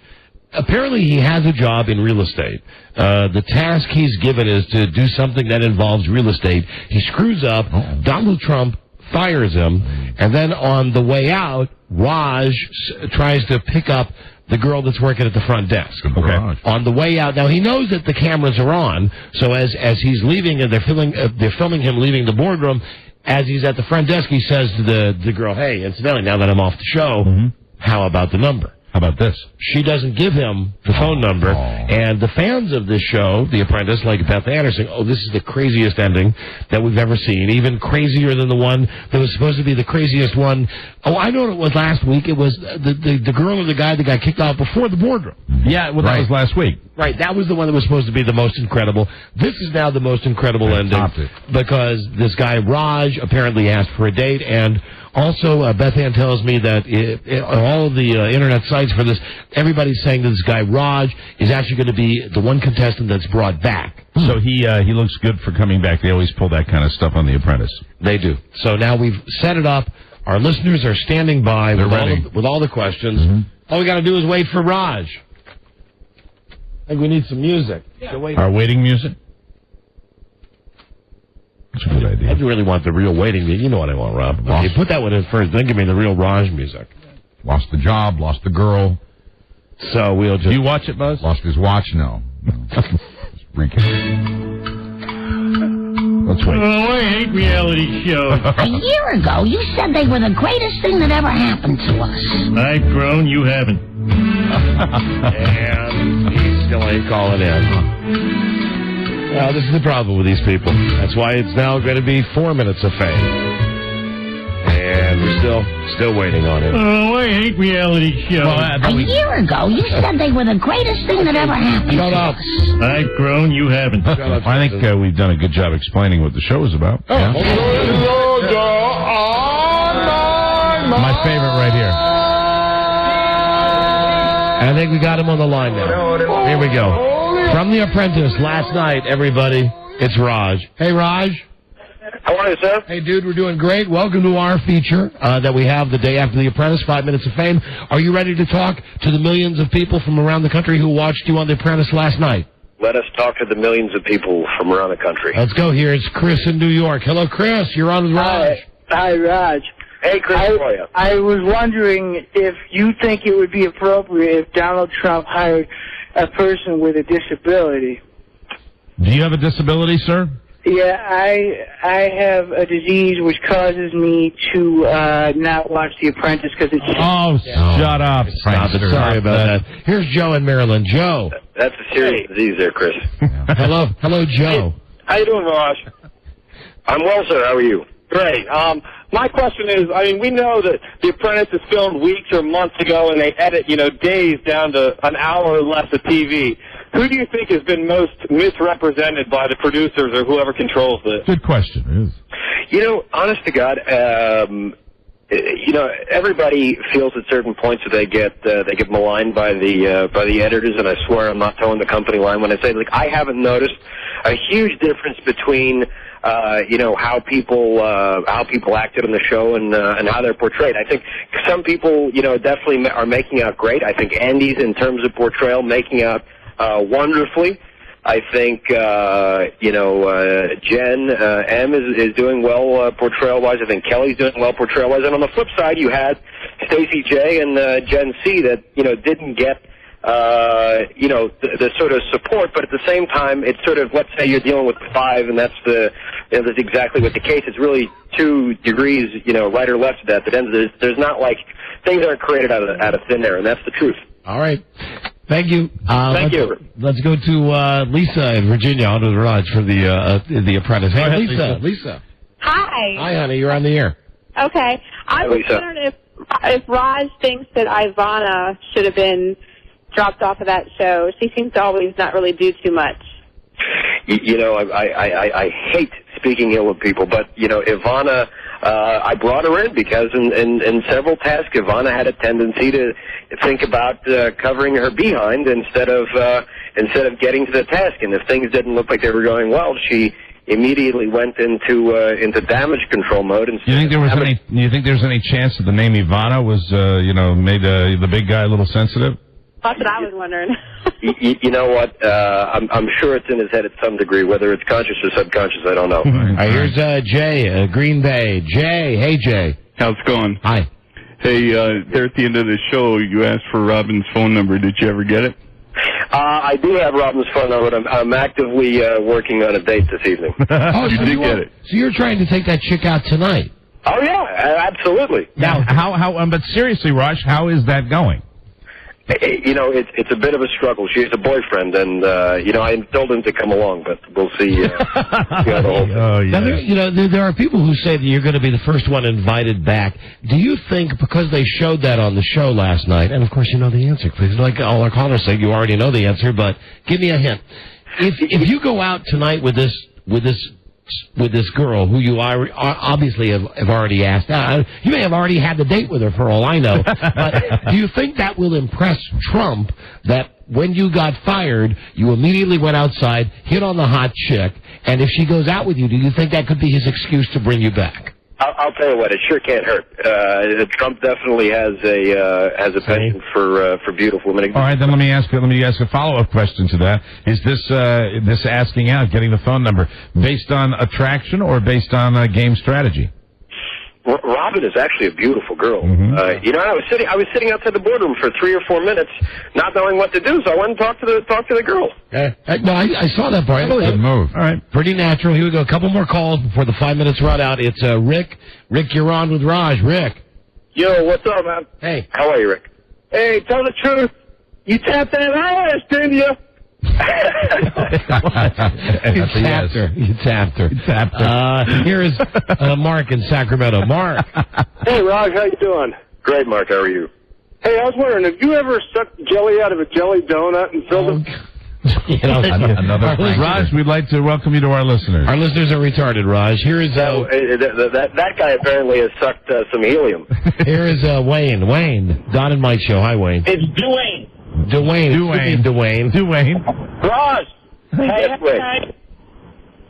Howard D and Mama. What? Oh, I'm so sorry, Raj. Let's try one more. We're trying so hard to get a legitimate question. Here is Mike. I'm doing well here. I'm doing well. Let's go to a Mike and hey, you know what now? Come on. Just for us. Turning into a crazy. This is so embarrassing. Here is Ben. Hello, Ben. Yes. Hey, Raj, I've been in real estate for 10 years. I know you're in real estate. You must be a complete moron to remove the bedroom. Ben, I'm doing better than you, my friend. Now what is he? Is he making reference to the game? This is about the challenge that Raj had last night on the show. I think it's a great question, you idiot. What is the deal? The challenge. Now, Raj, your field is real estate. Wait, is it? Well, yeah. You know what? The bedroom. Hey, what? What about the bedroom? What happened? Please, I'm left hanging here. It was a tiny, pygmy bedroom that needed to be removed. So I took it out, and plus I wanted to knock a wall down. All right. And I think that Trump thought that you could probably get like 4 or 5 bedrooms out of the area, and what you did was you expanded it. And am I getting that wrong? You know, the bedroom was literally maybe 8 by 8. You could have pulled a cot into it. I mean, it was a walk-in closet. But you can charge more for the extra room, right? Hey, look, I lost. Hey, Raj, it's still there. Yeah, hold on, Ben. What else do you want to say to Raj? Well, why didn't he just make it a 0-bedroom and make it one huge bedroom? Well, you know, maybe I should have done that. It would have been an interesting strategy, Ben. Well, everybody can second guess. All right, listen, pound sand, Ben. Nice talking to you, Ben. And Raj, really, now, dude, how many times have you been interviewed today? Like 1,000 times already? Yeah. This is the end of a long day of interviewing. And everybody asks you the same thing. Have you told anybody the truth about anything? I mean, as far as if you're going to be back on the show or... No, you know, I think I'm going to be back. I'm pretty sure I'm going to be back. I think I might win the whole damn thing. All right, very good. All right, I'll take that. All right, thank you. And I do love the asking out of the receptionist. Yeah. I think that's cool. Smooth move. That's right. And how long have you been married to that bow tie? Not married. You know, the bow tie is an on and off thing. I wear it probably half the time, but probably since the middle of high school. Probably more off than on. Just one man's humble opinion. Yeah, you give him a little tip, you know. Watching you on TV. You. I appreciate Raj, it, sir. Thanks for being on the show. Take care, gentlemen. All right, good luck. That's Raj from The Apprentice, everybody. That's the music I was looking for, incidentally, from Raj. And what high schooler doesn't love to wear a bow tie? Oh, man. For that in my high school, you end up in a dumpster. Yeah, they use it as a noose. I don't even watch the show. I saw the highlights today, but I bet that's how it plays out. Where'd you see the highlights? From Beth Ann McBride. Oh, okay. At her home? That's in bed this morning. She was rubbing Vapor Rub all over me. That's when I saw the highlights. Okay. Why, what? I want to see the highlights. Show meeting started too. Okay. What time did you get here today? No, it's fine. It's fine. I'll just be over here like I always am. Oh, come on. I'll just be over here not seeing the... You know, you say you don't watch the show, and then all of a sudden you go, yeah, when you did that bedroom, and I was like, wait a second, how did he have that information? I got extremely jealous. Well, don't get jealous. Get here 15 minutes earlier. Well, tell me there's an Apprentice show at 15. I didn't know. I'll come in and do it. I'm here every day at the same time. Let me see, 2 o'clock, 2:30. Apprentice highlights, not Apprentice highlights. I know. No. Yeah, I know. I know that's the answer, so don't sweat it. No, not a chance. You did fine without seeing it. Beth, I'll need you to drive out to the house. To bring you the tank? She will, too. Yeah. When I wake up at 11. Right out on a bicycle. No cars allowed. Just bicycle all the way out. Bingo! We'll be right back with my man Rich Eisen coming up. This is the Don and Mike Show. This is the Don and Mike Show. This is the Don and Mike Show. A bitter cold night. The Giants, with a victory against the Eagles tonight, could reduce the edge to a half a game. Not on camera now. We're in Philadelphia at Franklin Field. The score, the New York Football Giants 13, the Philadelphia Eagles 9. The Don and Mike Show. They're not cheap, just thoughtless. Don and Mike. All right, and let's say hi to some affiliates. Baltimore, 105.7 Live, 105. Tampa Bay, 1010. The Buzz. Yeah, starting to long for that Tampa Bay weather already. Las Vegas, KSFM, and in Dallas, online, 105.3. Oh, Rich Eisen time. Time, let me just talk this one up. Send this one out to Rich and the crew at NFL Films in Los Angeles. Yeah, that's Tavares. And now here is Rich's music. Right. Rich Eisen, brought to us by Tower Records and Tower.com. No one has a bigger selection of movies and music. We love the Tower. Rich's show, NFL Total Access, every night at 7 and 10 on the NFL Network. And here he is now. Hey, Rich. How you guys doing? What's happening, dude? Getting ready for week 9, my friend. As am I, my friend. And, Rich, have you ever noticed that is maybe the phoniest, show busiest thing to say to somebody. We picked it up a long time ago on the Jerry Lewis telethon with Wayne Newton. It's got to be Wayne Newton, and nobody does it better than Wayne Newton. I think the most fake thing to say is, "I'll look into that." I love Wayne, but when you hear it from Wayne Newton, it's really special. For you, my friend. For you, my friend. For you, my friend. My friend. Do we have any on the stage, Robbie? Yeah, we've got an actual example of this. Can you find some? You got it for me? There was a time that we were on a kick like 5 or 6 years ago that everything was my friend. I just got back from my appearance at the Sands. Oh, here we go. And here it is, Wayne Newton. A gentleman who has helped me on this show more years than I got to hear the whole beginning thing? We got to hear the whole Jerry Lewis ramp up. This day, to please open the show for me and give me some of that. You know what? He doesn't say my friend for another minute and 10 seconds. Oh, it's great, though. So I'll let that roll, and we will come back to that. Rich, this week in the NFL, you've got the cream rising to the top. You've got the great teams that are great, the mediocre teams mediocre. Like I wrote you in that email today, dude, this TO thing, I really think we should talk about, and here's why. I know there's a lot of interest in Baltimore with the Ravens with us, and I'm watching on Rich's show. Let me see if I can outline this correctly, and then if Rich would please be commenting on this. Yes.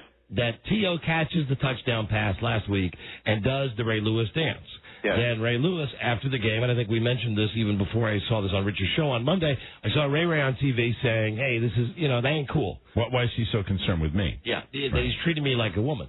Then T.O. comes out and says, listen, I don't want to say anything, but anybody remember that Ray Lewis was in a high-profile murder case, and now he's been cleaned up, and the NFL really loves him, and I've never been in trouble, and people hate me because all I do is score touchdowns. Mm-hmm. Then it seems like it's going to go away, right? And they talked to a member of the Pittsburgh Steelers, who the Eagles play this week. They talked to Joey Porter, the linebacker.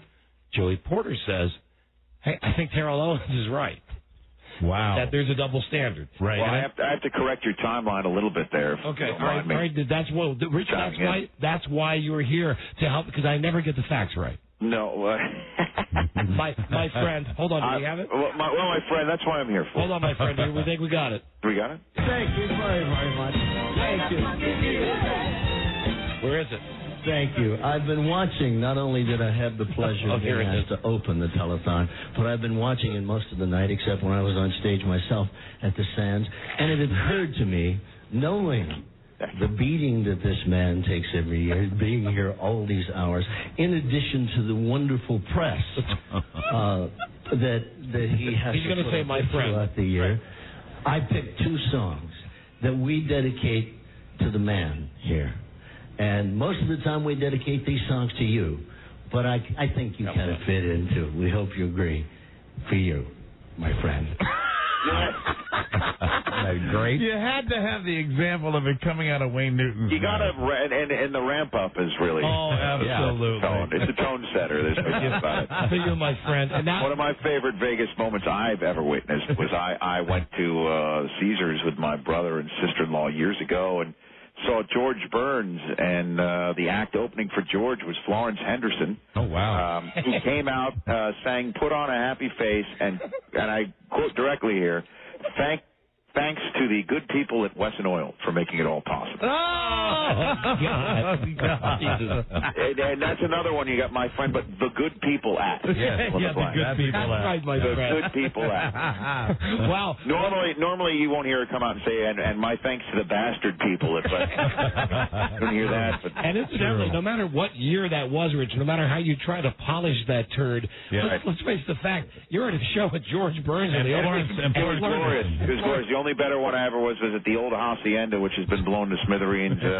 Slappy White opening for Red Fox during a musician strike. So the 80-year-old vaudevillian who came out and tap danced in between both acts, the musical accompaniment was really Red Fox and Slappy White making trombone noises with their lips. Oh, I'd pay $1 million to see that. That is entertaining. That is entertaining, my friend.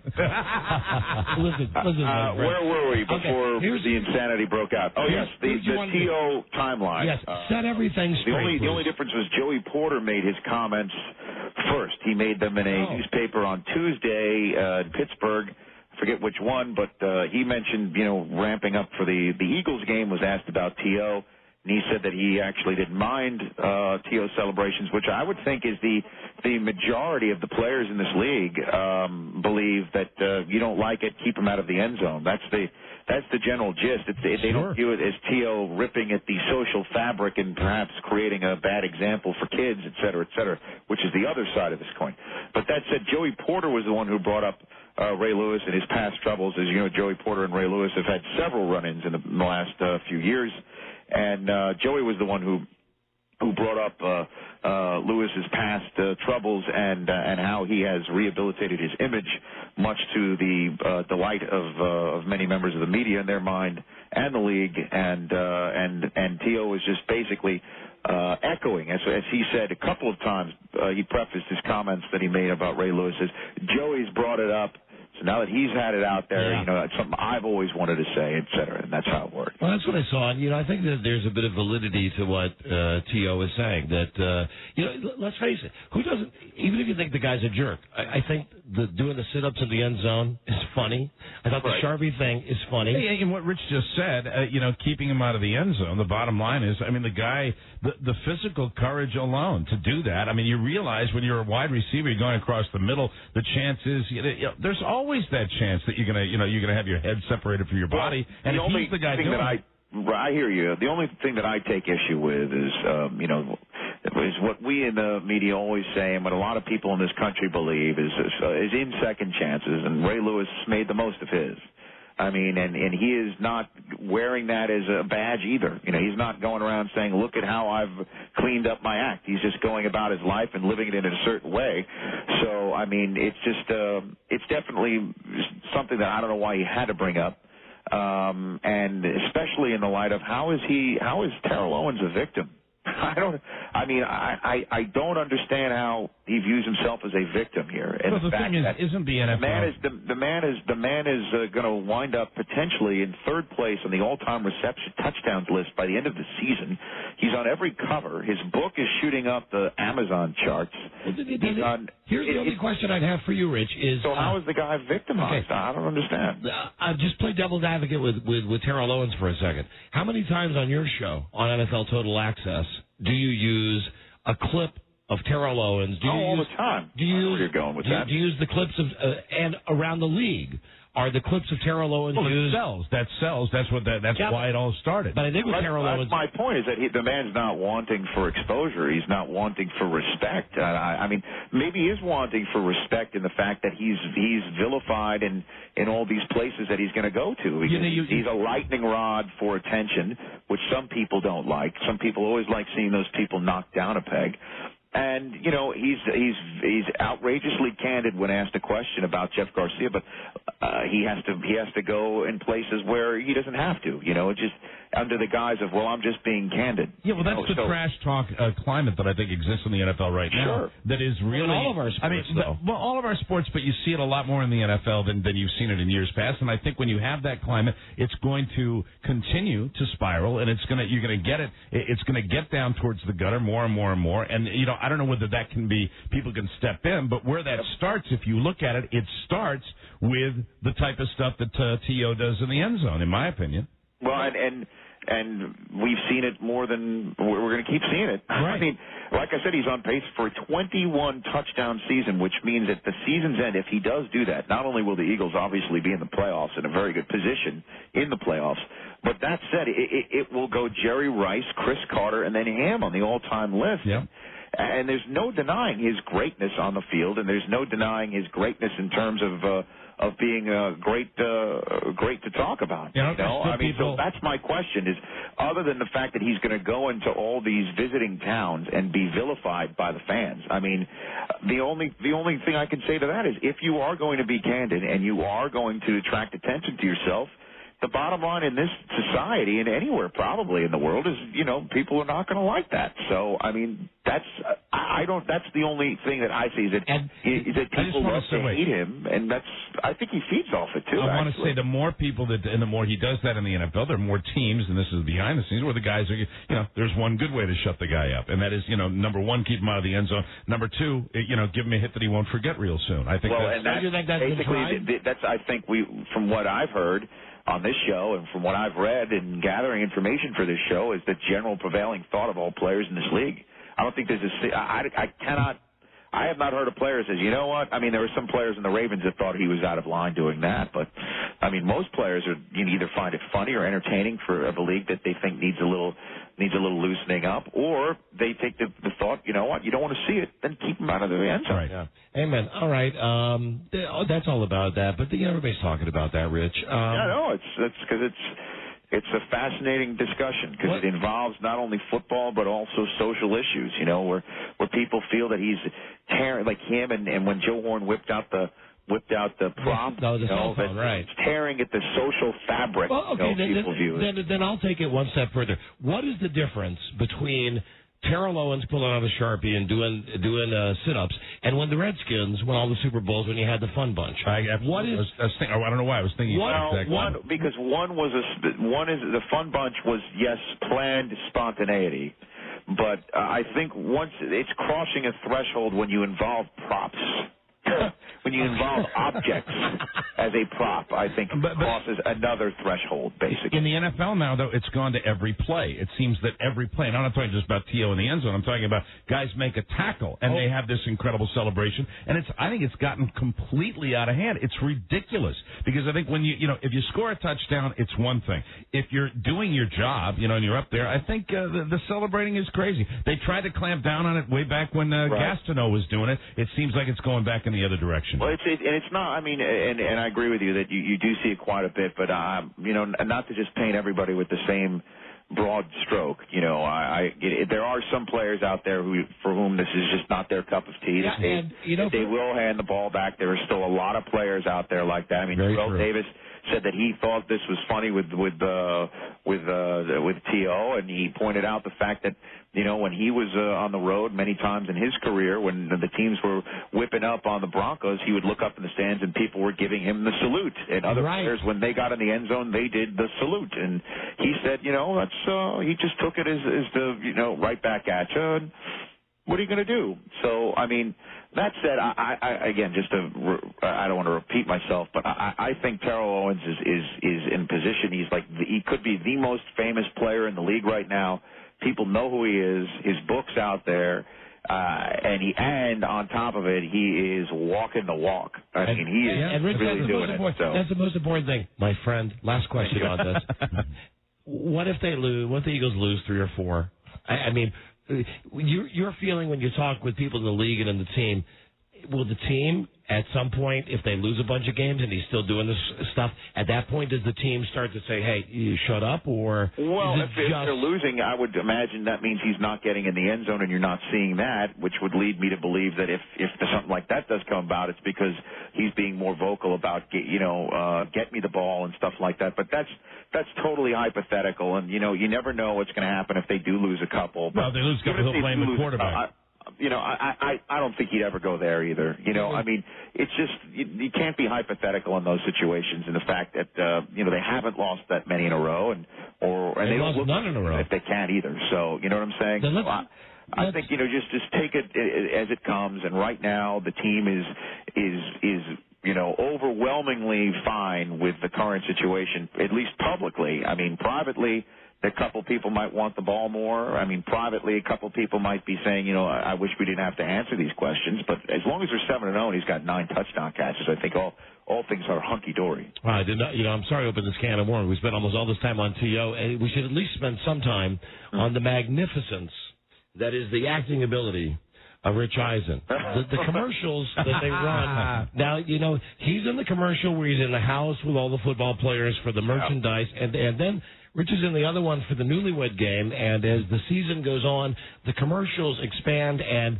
in the new one, now, this is kind of funny because it's Kurt Warner sitting there with Eli Manning, and Rich has a starring role in this in which he's wearing the fake wig and he's got the bad suit on, but like the joke that's even inside the joke is that by this point in the season, everybody thought Eli Manning would be starting, and like the jokes are kind of written that way. Rich, what kind of response do you get to those commercials? Because those are funny commercials. The people who do our commercials are I can't sing their praises enough. We think they're the most humorous and cutting. Are they the good television commercials on the air right now? Are they the good people, Rich? They're the good people. My friend. Network's promotional department are really doing a great job. For instance, I consider them my friends. They're my friends. Like, just one of the spots, and then we'll get to the picks. One of my favorite spots is the one you've got Jim Morris sitting next to Mike Vick. Right, yeah, and with their favorite red zone play. Yeah, and it's like on the Newlywed Game. They got the answers in the lap, and Rich says, "What's the play?" And Vic, and it's a pretty good acting job by Mike Vick. He goes something like, Royal Cross backfield 42, and Mora holds the card up, and they go, yay! Well, Mora's good too because he looks at him, so he gives him sort of the look like, come on, you know the answer, you know what you're supposed to. Just like the old Newlywed Game when they're just like, come on, you know the answer to this, you know I know the answer to this, and then he starts getting excited as he's saying the answer. It's really genius on Jim Mora's part too, and just shows how excited we are. I mean, we celebrated our first anniversary yesterday. We were 1 year old. Wow. Bravo. Congratulations. Thank you. Thank you. Thank you. I know I promoted myself, but we were 1 year old yesterday, and it just shows how the players and the coaches they sort of get it. They know what we're trying to do, and they want to be part of it. So we're excited. The thing is, when I watch your show, and you must get this from these people, like when you have Jim Belushi's on, okay? Yeah. And he's doing the picks. But the one thing that Jim Belushi says that I agree with, he's sitting there, he's saying to Rich Eisen on camera, I want to say thanks for this show. Thanks for this network. Rich, you don't know how many guys there are like me, they're nuts, that will go home. I will watch an hour of the NFL news every day of the year. Mm-hmm. Every single friggin' day. Well, we thank you for that, sir, and spreading the word of this show. We've got Mark Helgenberger of CSI coming in. Oh, no. Baby. It's a true story. It's a true story. Wow. He'll be walking through that door in about 10 minutes. All right, we'll let you go. Let's pick the games, and here we go with 5 games this week. 5 games, yeah. The Keystone State. We start Philly-Pittsburgh. Philly versus Pittsburgh. Boy, oh boy. That's at Pittsburgh? Yes, sir. I'll take the Steelers because I do believe in the Steelers. Philadelphia goes to 8-0. Nothing's going to stop them. Really? Yeah. We have Pennsylvania Governor Ed Rendell on the show tonight to actually break it all down. That's a true story. I'm not joking. Really, my friend? True story. New England at St. Louis.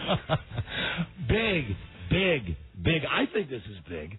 Because I'm going to take the St. Louis Rams to beat New England. I like this week. I think you're making it easier for me this week. I'm going to go with the Patriots. The Patriots are going to get over that World Series win hangover. Nice. Those two road wins there for you. There. Redskins at Lions. But hold on. If we could go back just for a second, New England. Ty Law will not play this week, right? Yes, neither will Ty Poole. They lost all their ties. They have no ties. They cut their ties. So who are they? Hold on a second. Who are they going to start then? I mean, I have no idea. They start. Okay, what's our next game? Samuel probably, and I don't know. Well, then St. Louis will get throw for 300 yards. There you go. Next game. Redskins at Lions. So easy. Lions. Ravens at Browns. Oh, Ravens. Mike, we're not on in Cleveland. I'm going to go with the Browns. Oh, boy. Colts and Vikings. Okay, that's the big game of the week. Will Randy Moss play? I think the Vikings will lose to the Colts. I'll take the Colts. I'll go with the Vikings. I'm looking forward to this week. This is going to be fun to watch. Well, we're going to see our results. I think I might have misspoken. It's at Baltimore. It's Cleveland at Baltimore. I wish I could go back and change that. Yeah, I wish you could, but unfortunately I have to take your ass. You're absolutely right. It is. Rich, have a great week of shows. We'll talk to you next Friday. You got it. All right. Thanks. Bye, my friend. Goodbye, my friend. Goodbye, my friend. There he goes. That's Rich Eisen from the NFL Network. This is brought to us by Tower Records and Tower.com. Your only source for music and movies. Every store is staffed with experts. Help you find your new favorite CD or DVD. Now on Divid Shrek 2, the biggest Divid release of the year. It's on sale now at Tower. Relax and do all your holiday shopping at Tower. Tower has the stuff everyone wants. If you're not sure, get a gift card online or at your local Tower store at Tower.com. Tower Records, everything worth watching is here. Rich Eisen's NFL Total Access every night, 7 and 10 on the NFL Network. Yeah, he's pretty good. I like that guy. He's coming out of his shell a little bit. Yeah, I like him. A naturally funny man. Yeah, he is. He is my friend. My friend. My friend. Hello, my friend. Yeah, he's good. Rich Eisen. And now, phone scan. It's going to be a super terrific happy phone scan. Yay. Yes, of course it is. But we don't have an alarm clock this Friday. Oh, what a shame. However, we might be able to work something on for you. Absolutely. Just be warned. Either way, all right, you animals, now's the time to call. With your unscreened calls, the last phone scan of the week, 877-365-3636. And it's a phone scan of what I call super happy time. And if you're calling from Canada, I know what that means. Call 800-636-1067. EC 202-432-1067. Super happy time means... That means that we're going to pay tribute to the good people that listen to this show. They might not all be people who don't have anything to do on Friday night. I'm looking forward to it like I've never looked forward to anything before in my life. Very well may be people with full, rich, productive lives calling to converse with us about the events of the day. I'm the one that called them the good people. Right. Our friends. I'm waiting for them. You did, my friend. I'm waiting for them, my friend. Be right back with your calls. This is the Don and Mike Show. WJFK. On the inner loop of the Beltway, we are still seeing delays from River Road to the Northwest Branch. Outer loop closed from Eisenhower Avenue to the Woodrow-Wilson Bridge. Did you know radiator system failure is a major cause of roadside breakdowns? Have your neighborhood Jiffy Lube technician service your radiator today and keep your car running like a well-oiled machine. I'm Michelle Hughes for the Don and Mike Show on WJFK. CBS Tonight on a new Joan of Arcadia. This is the Don and Mike Show. Don't point your finger at me, woman. You're the one who parks them in front of the TV and makes them watch all them Muppets. They got frogs kissing pigs. What the hell did they think was going to happen? We are not going to get anywhere by attacking each other. We have to do the sensible thing. We'll move to Berlin. What? Bobby will be accepted there. I read somewhere that Germans, they're very tolerant people. Their culture admires all kinds of freaks. The Don and Mike Show. All right. Hi, this is Wolfgang Jurecek from Germany. Never forget the Don and Mike Show. Right. After you let the air out of the balloon, all that you're left with is the latex and the Don and Mike Show. Thank you, Dude Walker. Here we go with the phone scan. 877-365-3636. That's from America. We're going to have a new one this week. So just at some point, we'll just bring out the ones from the previous 2 weeks. That's a good one. Remember that one, of course. That's the one that says good morning? Oh, they both do. Good morning. And then there was the Hello Kitty one. Didn't that one say something different? No, it says good morning as well.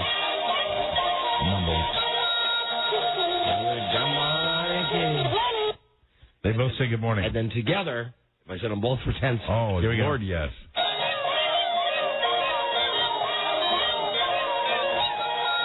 It worked. Yeah, they both said it at the same time. So we do have Pick which one you like the best. Oh, gosh, Mike. Well, that's asking too much. I'm going to have to hear them again. Oh, did I break one? Oh, hold on. Well, let's start the phone scan. Having to choose a favorite child. 877-365-3636. Right. Phone scan. It will be super happy and terrific because we do have the alarm clock. Very good. Hello, Don and Mike Show. This is the phone scan. Hello, Don and Mike Show. Hello. You are on the air. Working great. Hello. Hey, Don, Mike? Yeah, hi, we are. Hi there. Hey, you guys seem to have such a deep level of joy and connectedness. I was just wondering if Dr. Neil Clark Warren has anything to do with that. Well, now you know our secret. Yeah, he does. To 20 years of compatibility and success. Thanks, Doc. That's what It's the soft touch. Yeah, and initially I was trying to find radio partners by just using a picture and a paragraph. And Mike found my message when it said, "If 8 pills is a hassle for you every day," and that was it, because he was taking 2 and so was I. For our herpes. when we met for our we're both herpetic. We met for our gay love tryst that turned into a fantastic radio partnership. Incredible. On eharmony.com. And what's funny is, thank you, Dr. Neil Clark Warren. We met there 20 years ago before Al Gore even invented the internet. Yeah, it's a true phenomenon. I love him. Hello, Don and Mike Show. Hello. Hey, Don and Mike, how you doing? We're doing great, thank you. Hey, which gal would you do on Survivor? Oh, the one that was leaning up against Sarge last night. See, here's the thing, though, on Survivor, you can't tell because... Twyla. Because they're all so dirty. When you see them after they get kicked off the show, when they make the rounds, right? They're all cleaned up and they look real good. The easy one is that one that was showing her butt next to Sarge, that sexy model. Mm-hmm. You know who I still fantasize about from previous Survivors? Way down upon the Herbert River, far, far away. Well, I've got sand in every nook and cranny. Pants are wet all day. Yeah. Oh. Yeah. No, actually, if you're thinking about the women I would do, it would be Twyla and Scout. There they are. Those are my two choices. Don and Mike show. Hello, phone scan. Oh, turn your radio down. Forget it. Hello, Don and Mike show. Hello. Hello. Hello. Yes, hello. How you doing? Bye. What do you want? What do you want? Hey, did you guys see the OC last night? Hold on. Let me check and see if I'm a faggot. Nope. Sorry. Didn't. Hello. Don and Mike show. Hello. Oh, please. Every call is taking this long. Don and Mike show. Hello. This is Izzy Hella. This is who? Izzy Hella. Izzy Hella. Might be a good time to sell. What is he? Now may be a good time to sell. To sell what? Body parts? Blood? What? Your diamonds. Izzy Heller. Oh, it's a diamond commercial. Oh, really? I don't get it. That's right. No, It's an obscure. Oh. You know, you really got to go with the Mervis brothers if you're going to be the. But the Heller's fine. Hello. You know, one thing we don't do is diss a jewelry store on this show. That's right. Because we got all of them. We are the friend of the jewelers. Absolutely. Don and Mike show. Hello, except for Rob. Mm-hmm. He just has a problem with the first three letters of the product. I don't know what it is. Hello. Don't even wear a ring. Hello. Don and Mike show. Hello. Hi, Don and Mike. Yes, we are. Hi there, honey. Hi. Hi. What can we do for you? You know what? I actually forgot why I called. Yeah, it happens. Great. Hey, it's Friday. Listen to this. I'll give you a moment. I'll give you 10 seconds to think about it. No. Can I talk to Buzz? Oh. Good morning. Yeah, you want to talk to Buzz now. Is that why you called? Yes, he's here. Go ahead. What would you like to ask? Would you like some private time? Yeah, actually, that would be great. Would you like some mood music for it? Go ahead. Yeah. Go ahead, baby. Here he is. Hey, baby. Hi, Buzz. Hi, what's up with you? Oh, not much. So what are you going to be doing this weekend? No, I'm sorry. The woman is isn't asexual. qualified. Yeah. She's not cooling even with Buzz's warm touch. Not seductive enough. Really? I'm sorry. I need more. This is the first time Buzz has ever turned away a female caller. She's incredibly frigid. I need to hear desire. Can I say something to you, lady? What? I don't mind sloppy seconds. Nobody ever. I'm sick as a dog. Nobody ever calls to say. Why don't you give Don a little love? I really hope you feel better, Don. I don't want your love, you whore. No. Well, that didn't go well at Why all. would you think? I was only kidding. I mean the whole thing. I was only kidding about I want your sloppy seconds. I know. Please. Hello, Don and Mike show. Don Mike. I'll take my perfectly clean nevers as opposed to your sloppy seconds. Squeaky clean nevers. Hello, Don and Mike. I live in a house that never built. Hello. Hello. Yes, hello. You're on the air. What's up? Track lighting. I just wanted to say that I love your show, first of all. Yes. You guys inspire me. Really? Buzz? Yeah. You inspire me as well. However, somehow I stop the urge every day after the show to drive right up to somebody and maybe even mash them into the embankment on my way home. No, that's okay. You inspire me to kill. Pick them out. What? So Friday phone scan. I'd like to thank the good people that are calling on the phone scan. That's why I'm very inspired when I leave here on Fridays. And thank God there's not a lot of people walking on the street past the radio station. Could be very dangerous. Yeah. Don and Mike show. Hello. And incidentally, no court in the land would find me guilty. Not a single one. Absolutely. You would I'd be like doing Scott Peterson. You'd be using the TTH defense. Which is? It's in the herd. Thank you, Rob. Hello. Don and Mike show. Hello? Yes, you are. On the air. Hey, just want to say in the quote of my new favorite movie, Don. Yeah? You had me at D's F.A. holes.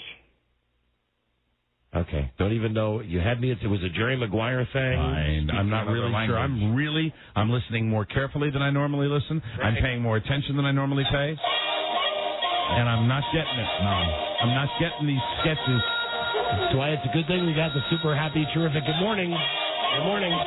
Good morning. The I don't have a date sketches. Hello, it's Don and Mike show. Hello. Hi there. You are on the air. How are you guys? How are you? How are you anyway? What do you want? Not bad. Hey, I want to ask you something. Your son goes to Auburn, correct? Just burped. My apologies. I'm not It was well. a sick burp. No, his son goes to Clemson. But that's very close. Clemson. That's very close. They both end with the letter N. I'm sorry about that. So am I. Okay. Hello, Don and Mike show. Phone scan. Hey, Don. Hey, Mike. Hi, honey. Hi. How's it going? Hi. Oh, fine. What can we do for you? Nothing much. I was just wondering, do you know what Mary-Kate and Ashley Allison look like? It's not a joke. Is this a joke? No, it's not a joke. I'm just going to tell you what they look like. Okay. All right, go ahead. The little troll dolls. Oh, yeah, From a couple years ago? Oh, no, yeah. Now we called those Cupid dolls. That's No, so true. No, they were trolls. They're trolls? Yeah. Mm-hmm. They had little dolls in their stomachs. I know they were trolls. I called them Cupid dolls. I don't know why, but they were the ones with the wild hair, and they kind of had the big features. But in my mind, Cupid dolls were like Betty Boop on steroids. Cupid dolls had big eyes. That's right. I know I was wrong about while it. the troll was really more of a monster-looking. Do they still make trolls? They're built by the Dam Corporation. Yeah, I don't think they do anymore. No, you know what? They do, but they don't make big full-size trolls anymore. They make tiny ones like the kind that you put a quarter into at the Giant or Safeway to get it out of that vending machine type thing. Trollettes. I'm trying to get a picture of the Olsons because I'm in one of those magazines here. But you're right. Oh, you have to think of when they were younger. They look more like that. Always do. All right. Do you think about the Olsen twins often? What was that? Forget it. Don't worry. Okay. Bye-bye. Hello. Hello, there's Don and Mike show. Hello. Hello. You're on Doss's garage.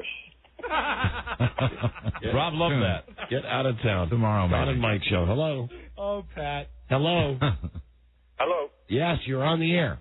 Hey, Don and Mike. How you doing? Welcome to the toughest part of our day, the easiest part of most radio shows' days. Mm-hmm. What'd you find a picture of, Mike? One of the Olsen girls right there. One of the old maturing Olsen girls. Oh, Ashley Olsen. Actually, not bad. There she is. Not so troll-like. Yeah, very true. Not as good looking as Mrs. Olsen from Little House on the Prairie. But then... Man, you finally worked it in. Hello. You forgot? See you at the Mercantile. Hello, Don and Mike. How you doing, guys? We're doing. You see, Rob and I enjoy the wholesome family. This will surprise you. We both enjoy the wholesome family values of Little House on the Prairie. And I'll tell you the truth. Our worlds were rocked when TBS took off the dual 2-hour presentation every day. 9:05 and 10:05. They took it off for, believe this, Dawson's Creek. And that's when you guys both took up tennis. Yeah, except for the tennis part. Hello. Don and Mike show. Hey, guys. How's it going? Hi, it's going great. Whatever happened to the Mary Tyler Moore thing you guys used to play at the end of the show? You know, that's a very dumb question. Thank you. I'll be glad to give you the answer. The answer is that we have to get the show done by 5 minutes till, where are you calling from? Canada, I'm guessing, by the dumb accent? Thank you. But did I nail it? Yeah, of course. Okay. So the show ends in Canada at 5 till 7. If we come real close to the 5 minutes till 7 thing, we can't be wasting time playing like the goodbye tapes. So we kind of streamlined it, and then we do that occasionally with the front and the back. The show's ever changing, always changing, to give you more quality, all American entertainment. Plus the royalties we had to pay to MTM Productions was, they were killing us. Hello, Don and Mike show. Yeah. Hello there. Good afternoon. Good afternoon. Wow, hi there. Where are you calling from? Iraq? No, I'm calling from California there, my brother. Is it windy out where you are right now? Yeah, I'm in construction, so, I'm outdoors. Hey, I had a quick question for you guys. Yes, sir.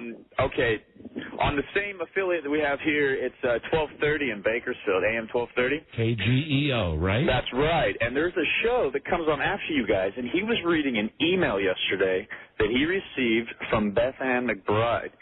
I think they've got a little something going on behind your backs, and I kind of wanted to expose it so you can give her a call and ask her about it. All right, hold on. I'll call her now and ask her if she's been emailing another DJ.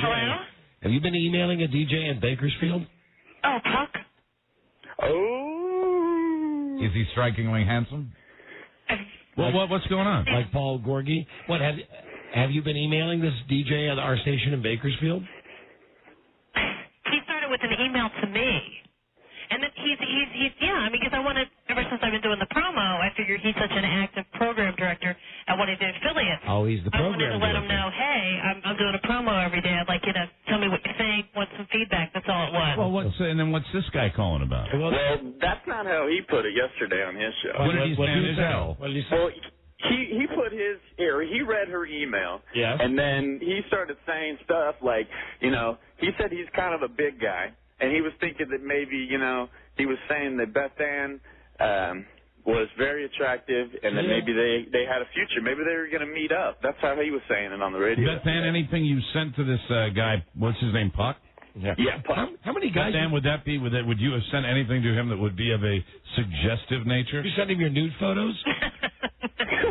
I sent them to Paul. No, Paul Gorgie. No, it was perfectly all, above board? Yeah, business. You weren't leading him on? You guys are. Have I let anyone on? No. Constantly. It's like an ice. Beth Ann. Yes. I'm feeling kind of lit on right now. See? She can't help herself. All right, goodbye, B.A. Okay, bye. Bye-bye. Boy, oh boy. She's try to keep a lid on that sexuality, Beth Ann. Just bubbling. Well, it's 12 hours, 13 hours a day? Yeah. She's got a lot of pent-up energy. You get a lot of that energy out. Hello, Don and Mike show.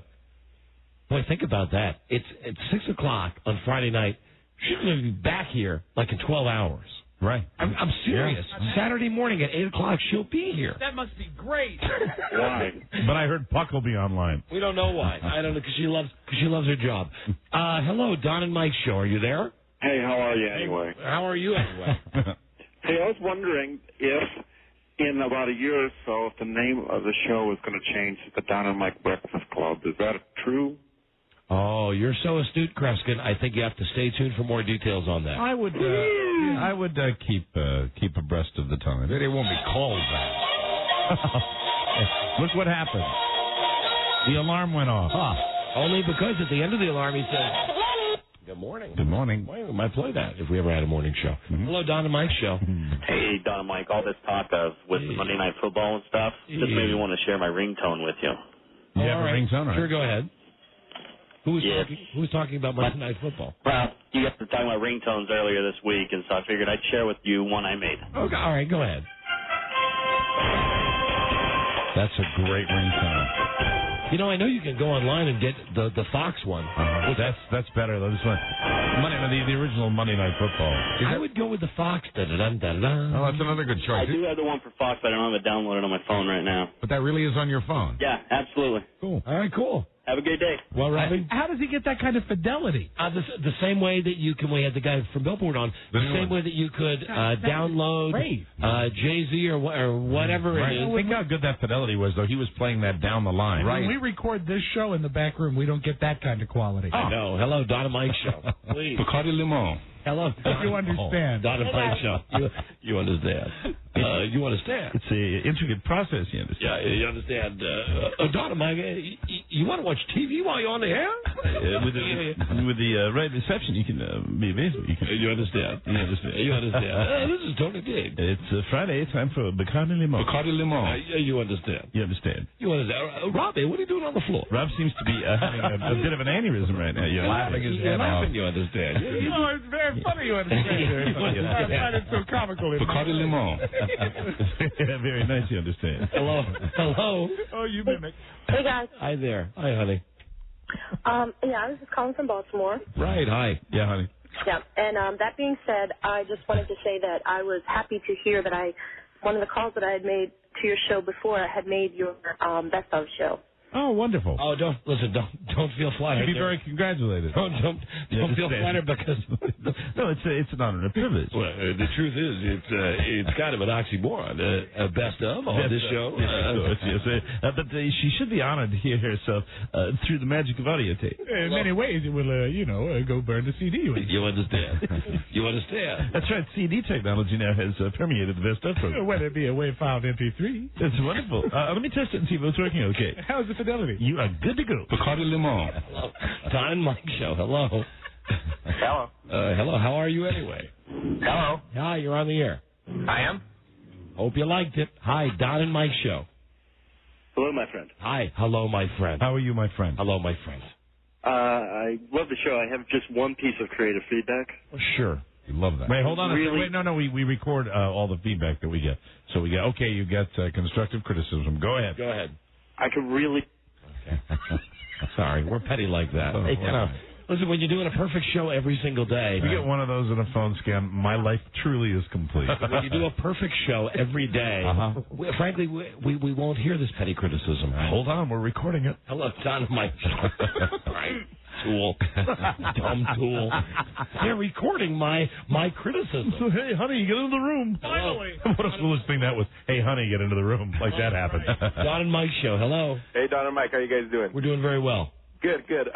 We just recently got you guys back on over here in California, and you guys started at 12, but unfortunately they cut you guys off in the last hour. Yeah, that's happening in some of our affiliates. What town in California? San Luis Obispo. Huh. Yeah, eventually that'll either be fixed or they'll cancel our show. Thank you. Oh, that sucks. That was a good reaction. I don't know. That sucks. Hello there, Don and Mike Show, phone scam. Hey, this is Alan Thick update. Okay. I called the number. Oh, hold on. Excuse me. Mike O'Mara, you're grounded. Thank you, Alan Thick. All right, so you called the line he was hawking yesterday? I called that line, and I was one of the 100. And like that guy said yesterday, and they said they were going to call me back. And they took all my information. They called me back today, and some goober calls me. And it's called the second honeymoon. Like, Alan Thick didn't even say this. Supposedly it's just for, like, married people. So, like, I lied. I said, yeah, I'm married. So they took the guy's giving me the spiel. It's like I had a choice between 4 days and 4 nights at one of these 4 casinos. I've been to Vegas a dozen times. Giving you the spiel. One of these places. Did you hear that? S-P-E-E-L. Spiel is opposed to spiel. Anyway, the Spielberg. Anyway, what's the end of this? Sorry, I just actually banged the Yeah, how does the date end? Indestructible. How does it end? Yeah, what do they do? What's the deal? You got to give them your credit card number, and if you don't go with your timeshare, then they charge your credit card for the hotel rooms. Oh dear, timeshare. Hold on. Good morning. Let me get to the point of the story. They charge your credit. They ask for your credit card number. They ask for your credit card number. Well, Jesus, you didn't give it to him, did you? No. Okay. You mean you can't trust TV's Alan Thick? Obviously not. And it was pretty funny because the guy on the phone, he said, where did you hear about this? You heard about this from Alan Thick? And I was like, well, yes, sir, I did. And he goes, and he didn't say anything about the second honeymoon part. Detector. Okay, I don't know. I think the guy's full of it. You might be right. Yeah, either way. I think it might be true. Listen, no offense to Alan Thick, when he was on yesterday, it sounded like a timeshare scam to me. According to our caller ID, that call came from within the radio station. Oh, my God. Hello, Don and Mike Show. Or not timeshare, but just one of those deals like fly to Vegas, everything included for $39. Yeah, but then you'll have to go to, like, meetings. No, he was going to fly people out to audition to be on the reality show. Although, God. And the guy was saying free. I think that guy was making that up. Who was I talking to? My friend Tom, the doctor.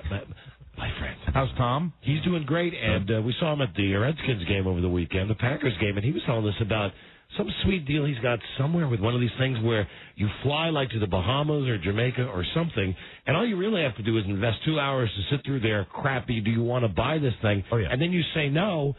But you're there still on their dime for the whole weekend. I guess that's very, very. That's an old bit. And then all you have to do is bring one package back through customs. That's fair. And it comes in a balloon. It does. It's hot. Swallow this. And I kept saying to Tom, but I don't understand. How do you get a mule through customs? It's not a balloon. Hello, Don and Mike Show. Boy, I don't even know I hung up on that guy. I'm sorry, I don't understand you, sir. Don and Mike, hello. Hey, God, hey, Mike, how you doing? Hi, Dennis. Hey, it's after 6 o'clock. 2 in a row. I just want to, hey, I'm pissed at one of your advertisers. Well, that's great, Dennis. Who are you pissed at? eHarmony.com. Why, did you go on eHarmony.com? I registered, and I have 22 rejections so far. Dennis, I'm going to give Dennis Murphy a round of applause because Dennis has made me laugh on this Friday phone. I find that hard to believe. He was listening to do it. I took a picture when I was in California in front of the Spike TV sign, and I thought it might enhance my, hopefully getting the date. Yeah, I would think, no offense, Dennis, I would think probably going pictureless would be the best way for you to meet more girls. Dennis, I wouldn't get depressed with 22 rejections until maybe there's a 0 on the end of that number. That's when I'd start getting concerned. No, but the thing is... The thing is, I had to cut him off. Yeah, remember, that's one of our rules with him. He's not allowed to say the thing is. Yes, absolutely. I was really willing to guess the client he was upset with had something to do with tooth whitening. Hello, Don. Hello. Hello, phone scan. Hey, Philip, how you doing? Hey, we're doing very well, thank you. Hey, I'm wasting my time here in traffic right now, and I just wanted to thank you for wasting your time with me. And Hold on, you're getting drowned out there. Yeah, but you're not really wasting your time. Oh, no, you're the big wiener. Am I the big wiener? Yes, you're the last person on this phone scan. Where in God's name are you driving, sir? Oh, man, I am on 66 in Northern Virginia, and have you driven on that road before? Is 66, are you on 66 West? Have I ever driven on that road before? I've heard of that parking lot. Yes. This is selfish time for me. Where on 66 West are you? I am passing Route 50 right about now. And it's horrible? It's horrible. Like you're surprised with this? No? No, but, you're a form of entertainment, so it gets by. All right, well, thank you for that. Listen, before you take someone out, let me tell you that for being on the phone scan, you've got the Lord of the Rings box set on DVD. Excellent. Catch the broadcast premiere of the first of the trilogy, Lord of the Rings, Fellowship of the Ring, at Sunday and Monday night at 8, exclusively on the WB. And thank you for listening. Well, thank you. Okay, hold on a second. See, we made it through that phone scam. I thought that was great. Absolutely. Well, I mean, it was better than I thought. Thank you. I was happy with that. Thank you to our callers. Dennis Murphy has 22 rejections. Are you still there? I'm still here. What are you still doing there? We put you on hold. I guess not. Okay, say goodbye to the prize. No, he's just waiting. It's not his fault at all. I'm kidding. He's okay. Hold on for your prize, please. Did you hang up on him? No. Yes, you did. No, I didn't. No, I'm still here. He's still here. We're having trouble putting him on hold? Perhaps a malfunction with the touch screen. You understand. Unfortunately, he came up on the short end of the stick. You understand? I'm having a problem putting the call on hold. We leave the call on the line. You understand? Yes, you understand. We'll do that and make sure she checks in. The producer checks in with him if she's not emailing Puck. Do you enjoy the Buzz News? Yes. Sir? Hello. Do you? Forget it. Never mind. No. I'm just going to turn it off. He's still there. Right. You just don't hear him. See? I'm still here. I'm still here. Say something else. Hello. See, but now I just turned him off. I didn't hang up on him as I often do. Still on the line. He's still there. Yeah, I'm here. Yeah.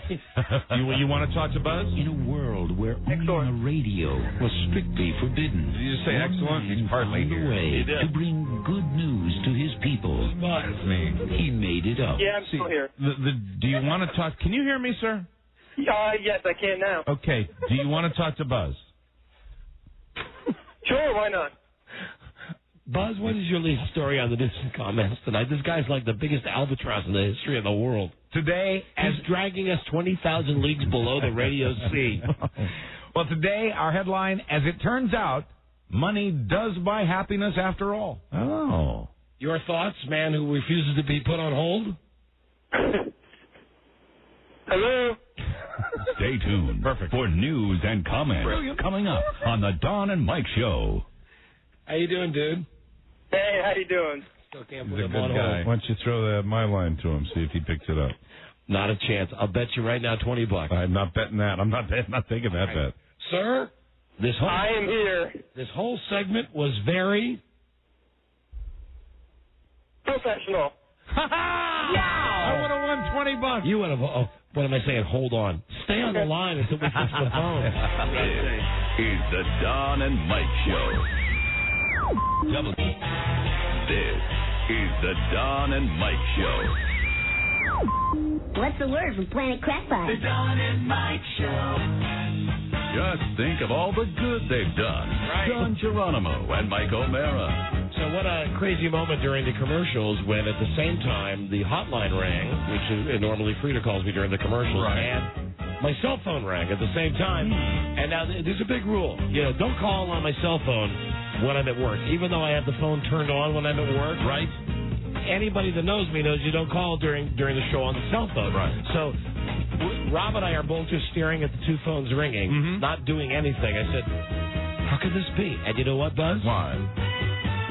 My wife was on the hotline, and on the cell phone was your wife, Marcia.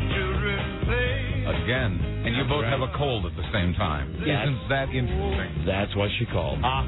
Just to commiserate. So, hi, baby. I just want to say that I'm glad to supply what Buzz cannot supply. How nice it is for me to turn around the table sometimes. There is a woman out there who needs something that you're not providing, and that would be the comfort of sharing the same malady that I have. We've talked for years about a trade. Yes, a weekend of swapping germs.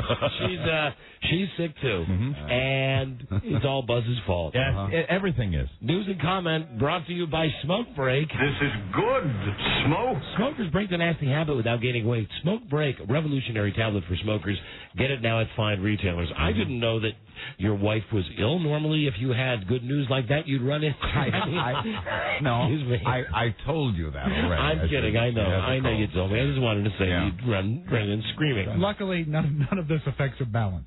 Yeah, well, that remains to be seen. It's going to be a long weekend. Yeah, no ice, though. Oh, good heavens. Anyway, I hope your wife feels better. Thank you. And just a couple of more months to those icy sidewalks, Buzz. And I'm sure that my wife hopes I feel better. I'm sure she does. I don't think so. Anyway, what you got today, Buzz? I'll tell you. Money does buy happiness, according to a new study. A new survey shows that the people happiest about their lives are pulling down over $150,000 a year. And the people least happy about their lives are scraping together about $15,000 a year or less. But the Australian researchers say they were unable to determine the happiness quotient for people, even high rollers, who carry a credit card balance. I know Mike's about it is half as happy as he was a couple of years ago. Be that as it may. The author of the study. That being said, I got it wrong. That's it. Having said that. The author of the study says the kind of debt you carry and your income level are critical to how you feel. He also found the obvious. Gee, no S, Sherlock. Oh, even more obvious than that an extra $15,000 to a low-income family means a lot more than an extra $80,000 for a high-income family. No, we're having to do some type of survey to find this information out? Well, these are things we always suspected, but it's been confirmed now with an actual study, an actual scientific study on the subject. The roller coaster of life, gentlemen. Yes. They could have asked me about that. I've been there. I've been high bankruptcy. I've been there. Yeah. I've been evicted. You've lived on the floor repossessed of an empty apartment. I have. I know. In another related study, fire is hot. Fire is very hot. And ice is cold. Yes. Can you be cold, Batman? Now, here it is, 3 days after the presidential election, and the value of the U.S. dollar in Europe has dropped like a rock. The value of the dollar against the euro has dropped to a record low. That's not so much of a political statement as it is an economic one. Europeans believe the re-election of George Bush means the continuation of an expensive war. They believe he may launch other wars in other countries. They've seen the U.S. budget go from a surplus to a huge deficit since Bush first took office. They've seen our trade deficit increase as well. So as economists, European money men have weakened the value of the U.S. dollar overseas. I earned political capital. Yes. And now I intend to spend it. I'm telling you, is he wound up? He's ready to charge. I mentioned the news conference yesterday, but even when he was getting on the helicopter to go to Camp David with Laura, he was doing the whole waving. I've been given the job. He's so happy that he won. Well, I just want to tell everybody I will not be buying one of those "Don't Blame Me" bumper stickers. I'm not going to do that. No, good for you. Whenever the time comes when they're all out there, in about a month or so. And the thing that I love about him is the look on his face, because the look on his face, on one hand, he's giving out a confident, almost cocky swagger. And you want a little of that. But on the other hand, there's the part of him that I track with the most, which is just like when he looks up, he has a wide-eyed look at his he's like, do you believe I really won again? How about this? Yeah, which is fueling the other. He's almost like Two-Face because he's got the one side of his face. I'm like, swagger, but I got the job. What am I going to do? And I might as well mention everybody's wife. Your wife, yes. Your wife Carrie. Carrie, my wife. She sent my wife maybe the funniest email that I've ever seen. The monkey one? Yes. Really? Great. Listen, you have to ask Carrie where she got it so people can go and find it. I will. I don't know. John Norman sent it to us. Well, here's the thing. It's a picture. It's a montage. It's about 45 pictures of George Bush, and next to each picture is a monkey making the exact same face. That's impossible. The monkeys have the same faraway look in their eyes. I mean, it's like 45 things. It's really chilling, and the greatest thing is in the bottom right. It says, there's just a picture of Bush, and it says, sorry, but try as I might, couldn't find a monkey to make a face this stupid. and the best one is, it's a picture of him when he was in college playing baseball. Yep. So it's Bush in his baseball uniform, and then it's a monkey wearing a baseball uniform, and the monkey's got the exact same look on his face. That's good. There's not a lot of stuff that gets emailed from one person to another where you open it and actually say, okay, that's funny. Laugh all you want. I'd like to see that, too. It will not change my mind. Laugh and giggle, sore losers. I will not forget the fact that I am the big W winner. Hey, guess what? You won. I won big time. What do I do now? By the narrowest victory since Woodrow Wilson in 1916. Buzz. Since you brought it up. Buzz, let it go. Let it go. We're all unified now. Yeah, that's right. Look at the monkey pictures and you'll feel better. And laugh and feel better.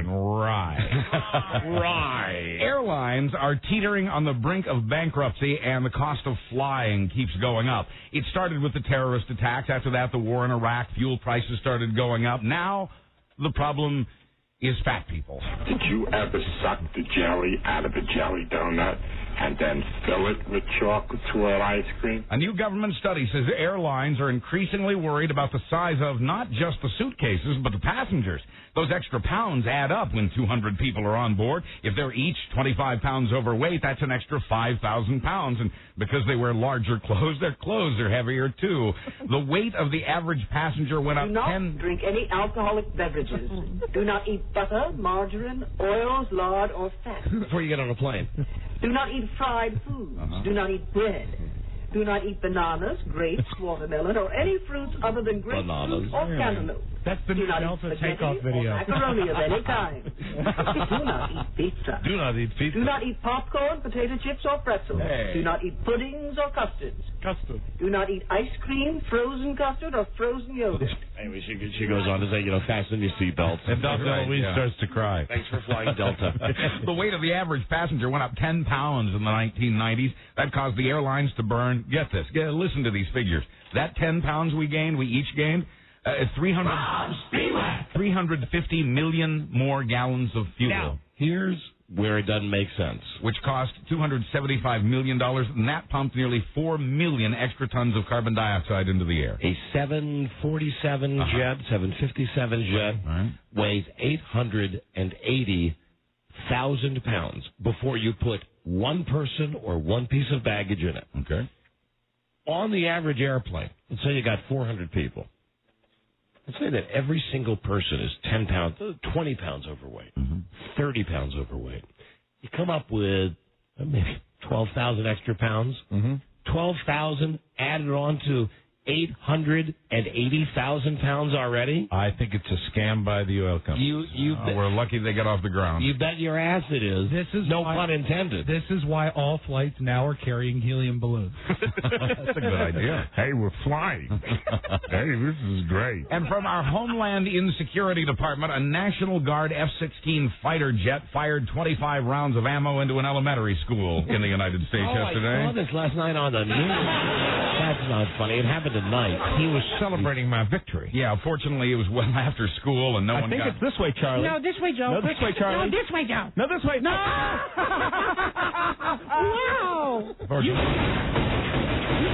Wow!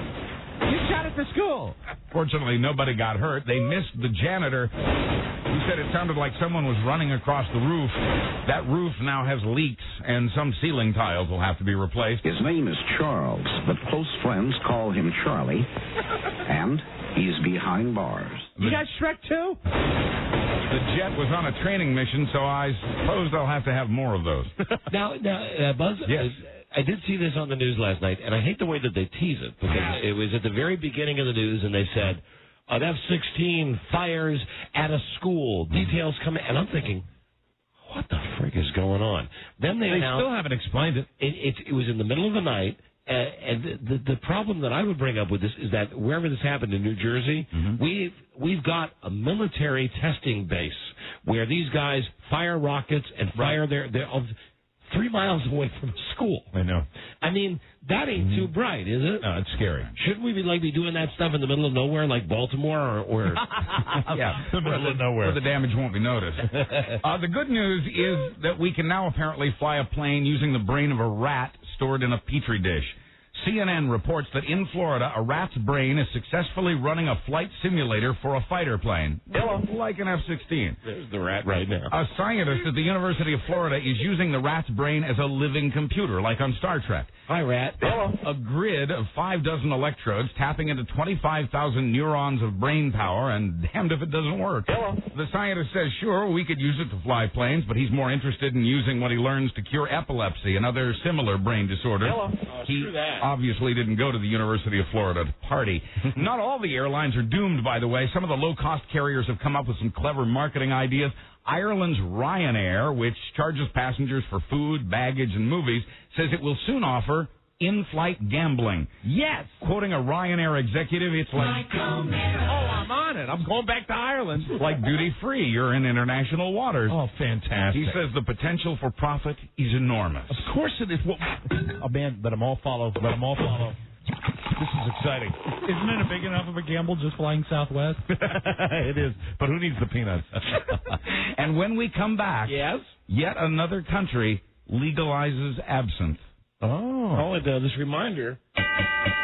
Our big semi-quarterly, we do it every 2 months, absinthe show is next Wednesday. I'm thirsty already. Next Wednesday. And I think coming in besides the guy from Prague with the absinthe, Jacob, will be, who's the guy from Bare Naked Ladies that's coming in? Oh, the lead singer. Yeah, the guy. No kidding. Yes, he's coming in to drink absinthe and to sing Bare Naked Ladies songs. Oh, I am so there. It'll be great. We'll be right back. This is the Don and Mike Show. Gosh, I hate to interrupt. It's all been so incredibly fascinating and entertaining and instructive. Really, the time has just flown by. The Don and Mike Show. Even tastier than a nice gay mocha. The Don and Mike Show. Stay tuned for Ron and Fez coming up after us on many of these Infinity Broadcasting stations. And John Lennon. Whatever gets you through the night. I was looking at Ron Bennington a moment ago. Hey, Don, it's Ron Bennington. Now, Ron and Fez relocated here from New York about a year ago. They were in D.C. full time. Yeah. I dig the fact that Ron especially is his own guy. Fez is a Tampa Bay fan. Right. Ron is, who knows what team Ron roots for? A team from Mars, I guess. I don't know. He doesn't wear the sports stuff. He doesn't do anything that would lead you to believe that when we were up in New York with him that he was for New York or here. No, Ron plays it pretty close to the vest. But tonight, I happened to notice, didn't mention this to him, see him outside. He's got on, finally he has a DC franchise jersey on. Yeah, and it looks good. It looks good on him. However, I mean, has anybody told Ron that there is no hockey? He might not be aware of that. Yeah, there's a hockey strike. I mean, I know nobody cares except. But in a way, doesn't that make the jersey even more hip? Maybe that's why he's wearing it. That is now.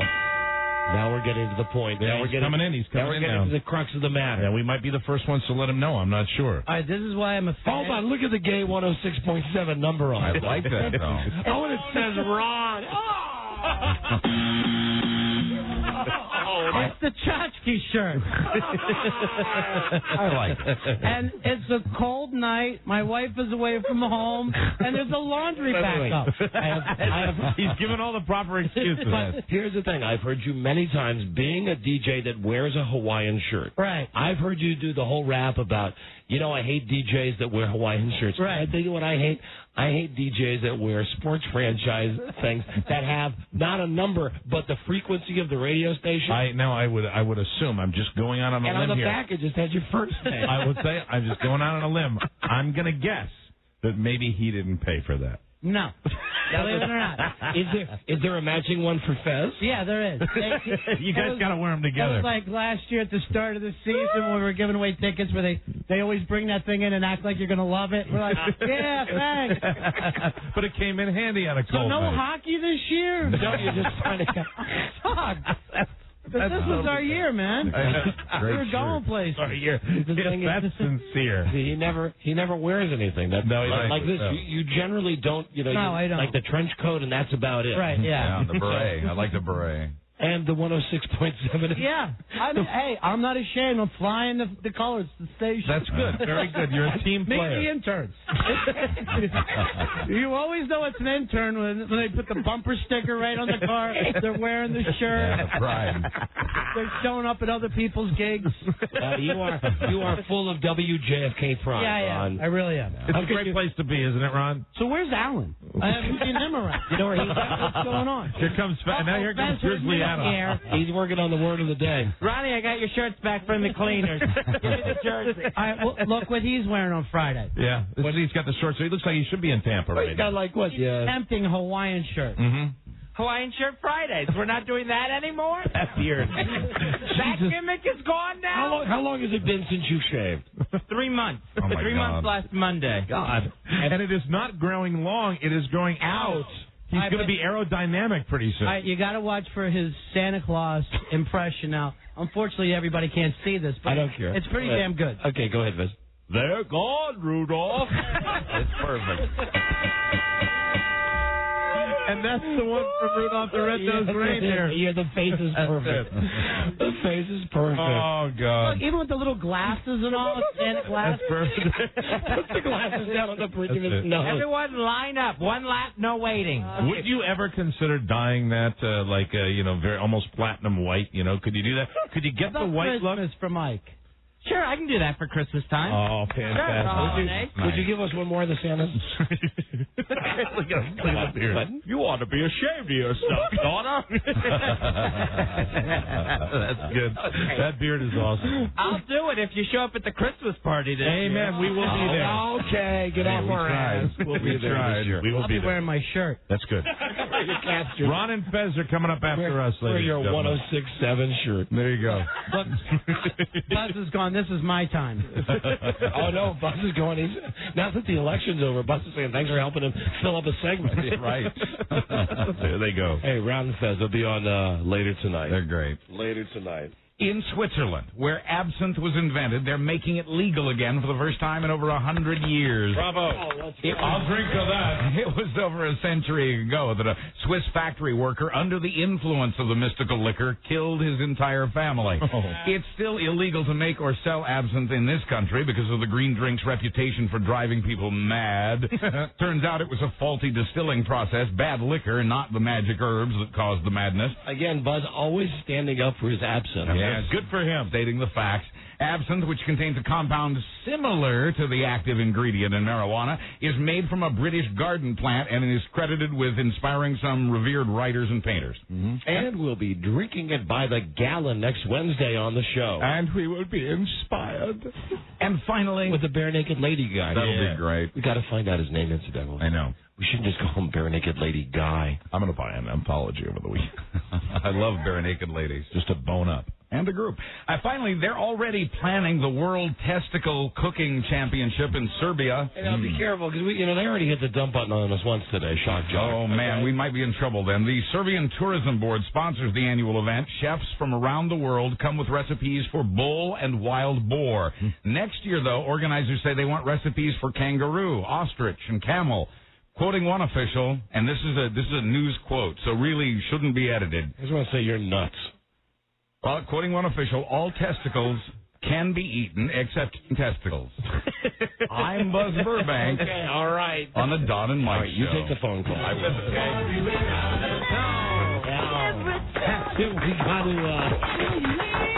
We gotta go.